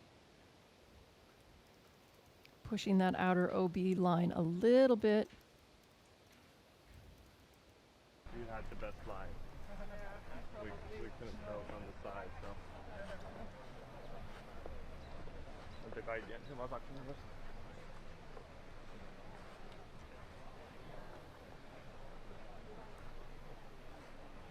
Plenty of people won this event back-to-back, but this would be Kristin Tattar's second European Open win in a row. And it's looking really promising right now.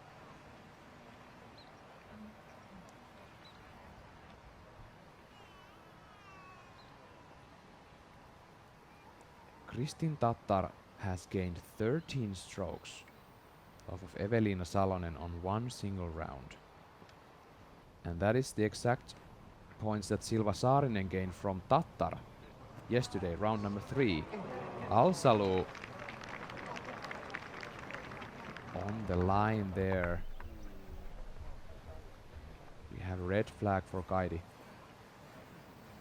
Now Silva Saarinen knows the situation.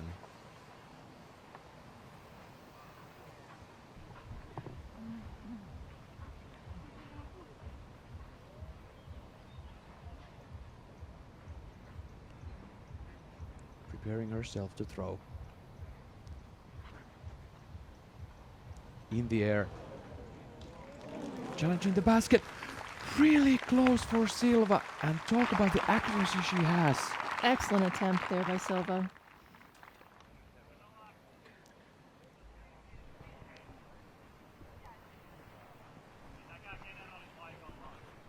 Two double bogeys, 3 single bogeys. Those are the things that kept Silva Saarinen from winning this tournament today. Kristin Tattar, 2 single bogeys, 7 birdies at this moment, and she's on the fairway with 2 shots on 18th. Evelina Salonen throwing her 5th. 2 out of bounds strokes on this hole for Salonen. Now she's 3 meters away to finish her round. And that's gonna be a birdie-free round for Evelina Salonen. 2 single bogeys, 2 double bogeys, and 1 triple bogey on hole 16.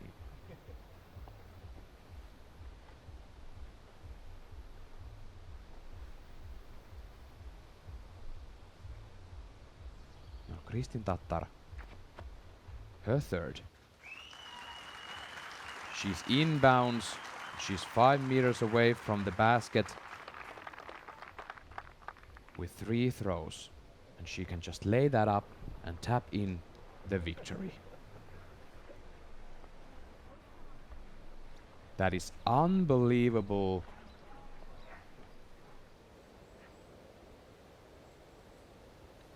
Now, Juliana, we saw the victory last year for Kristin Tattar.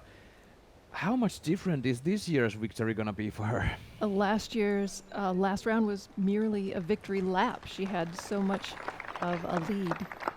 And this year she had to put everything into this last round and then some. And she's able to find the top. And we're seeing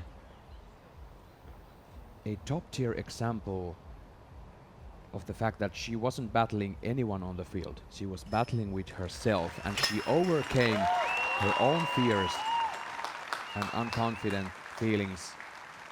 And she's completely wondering about what has happened today. Keeping herself together until the very last moment. Kristin Tattar full of emotion. Alsalu. Chaining out left. That's gonna be a triple for the fellow Estonian.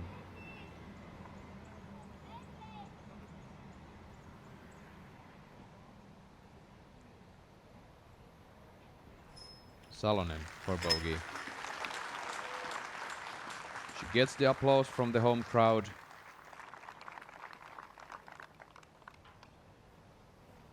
Her effort was not enough today.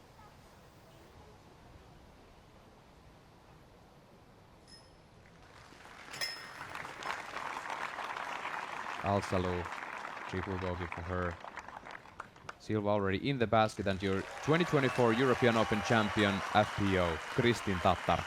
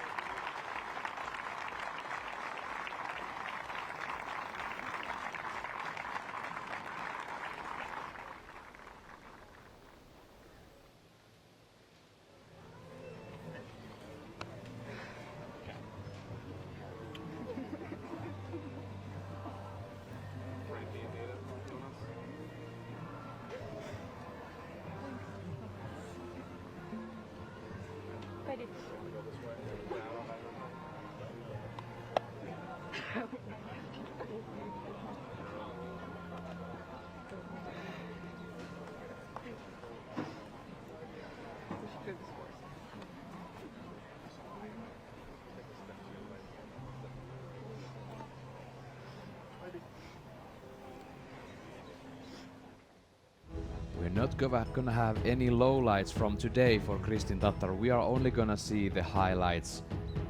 She is the 2024 European Open champion. After a huge, fierce battle against her own self and own self-confidence, she took down the beast today.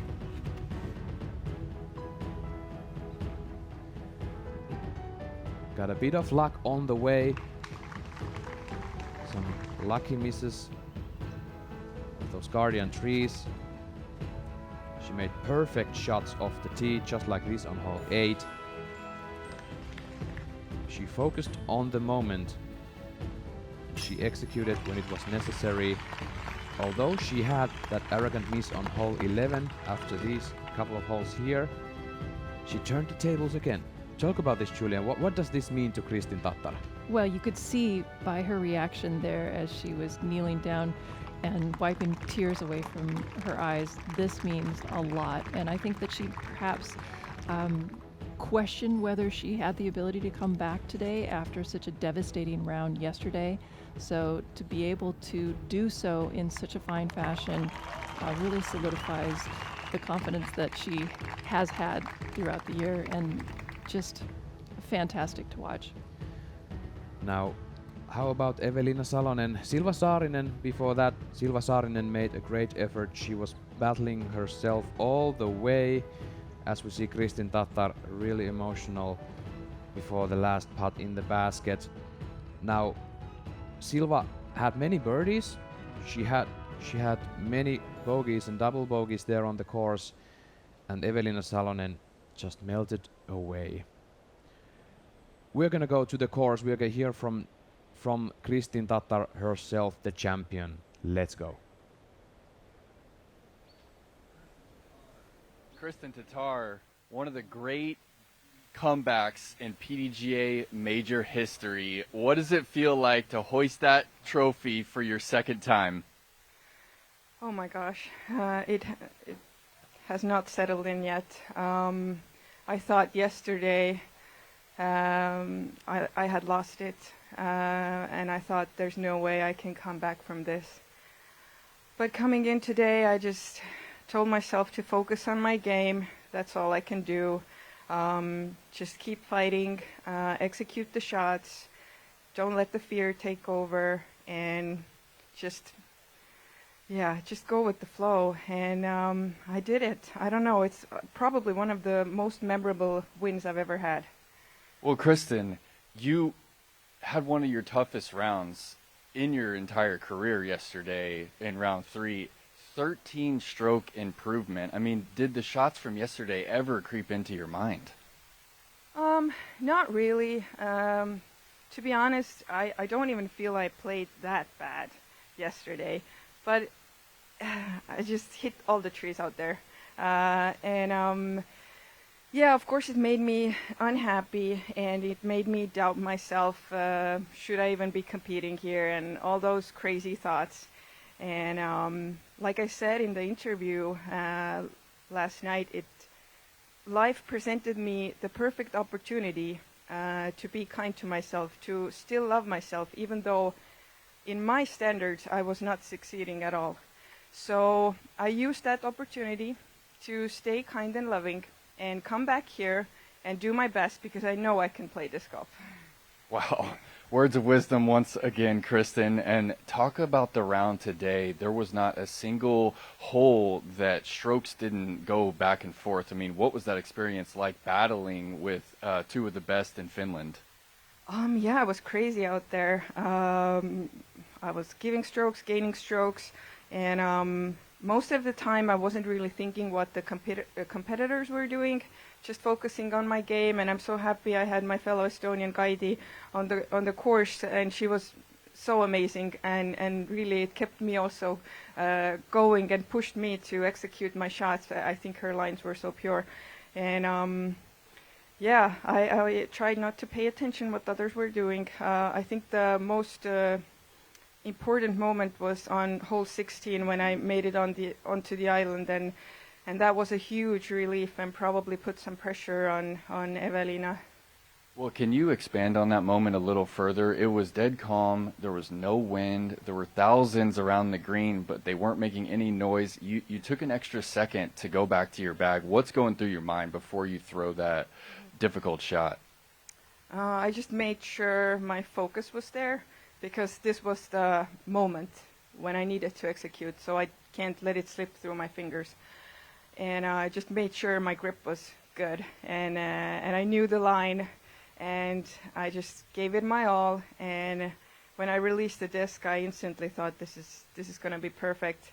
And I was so happy to get the 3 on that hole, because it's a very nerve-wracking hole for sure. Well, Kristen, your 7th PDGA major title, 2nd European Open trophy. Your daughter is right over here. She's in tears watching you putt out. What does this title mean to you? Oh my gosh, it means so much, especially not being very successful on the other 2 majors this year. Felt like my game finally was coming together, except that one round. But I think yesterday's round makes this win taste a little bit sweeter, so I'm okay with that. Okay, Finland, one more time for your champion, Kristen Tattar.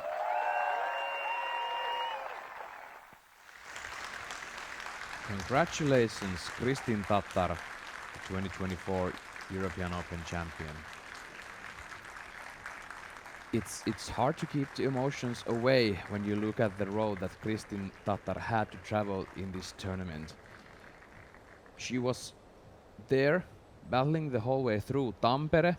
She had some troubles and some success there. Then we came to the Beast, and after the 3rd round yesterday, she was devastated. She was really down. And before the show started, Juliana, I asked you that what do you think? How was the last minutes or the first minutes after Kristin Tattar finished her round yesterday? And you were telling me that she always talks about grace. She does, and we could all benefit from living the same way that Kristen talks about treating herself, being kind and loving herself, no matter whether she's succeeding or not. And she had patience today, and she trusted in her ability to play up to her standards. And in doing so, the rest of the field fell away. Now I'm kind of lost for words here. The moment that we saw on the green of 18 was so full of emotion. Her family is there, and her fellow Estonians are really feeling how big of the win this is for her. And as we were talking about just a moment ago, she was battling herself, and she even said that she didn't care she didn't spare a thought about what the others are doing? Well, I'm guessing that she came in today, hoping to play well and thinking that there's still a possibility that she can come out on top, but also realizing that she lost so much ground yesterday that it was going to be a tall order. And after laying that very last putt up, I think she allowed herself to actually believe and to comprehend that she had done it and she had climbed that mountain and she would be victorious. And what makes this situation even more outstanding to me is that sometimes when you see your competitors crumble and melt down, you kind of get this feeling of overconfident, and you start to make arrogant shots that yes, now I'm on the top, but she still kept the game plan clean and she didn't go for anything that was like unnecessary. Yeah, that is a possibility. She stayed steady and had her line today, and it was a thing of beauty to watch. Now her first major win for the season 2024, and there's still some to come. And what could be the amount of this healthy grace and self-confidence Kristin is taking away from today's victory?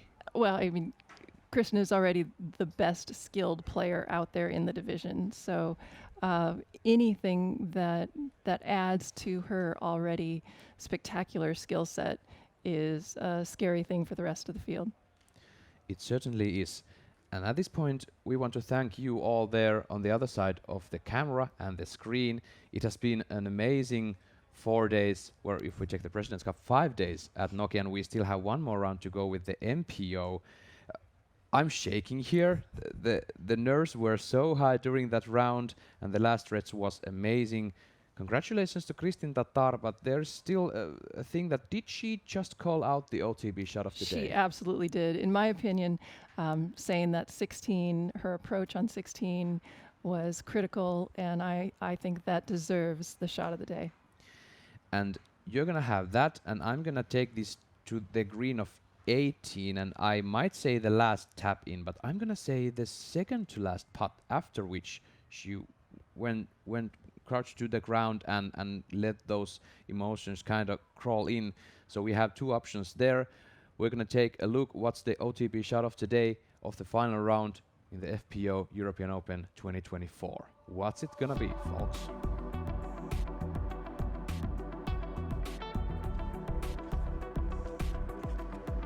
And Juliana Korver, the 5-time world champion Hall of Famer, knew the right shot. The upshot on 16, landing in the bullseye for Kristin Tattar.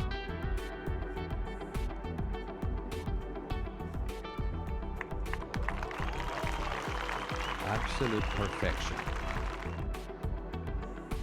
Kristin solidified her chances to take this down with this one shot.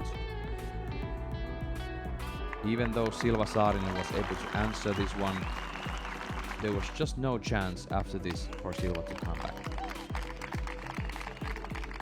Amazing ending to the division. Here are the broadcast times for this week, and we still have the MPO final round to go. It's gonna start in a couple of hours, 2:30 p.m. local time. That will be 7:30 a.m. US Eastern. We hope you join us once again at the DGN Pro to see the action for the MPO. Thank you, Juliana, for being in the booth with me for this whole week. Absolutely my pleasure. Thank you. Thank you all. We'll see you in a couple of hours.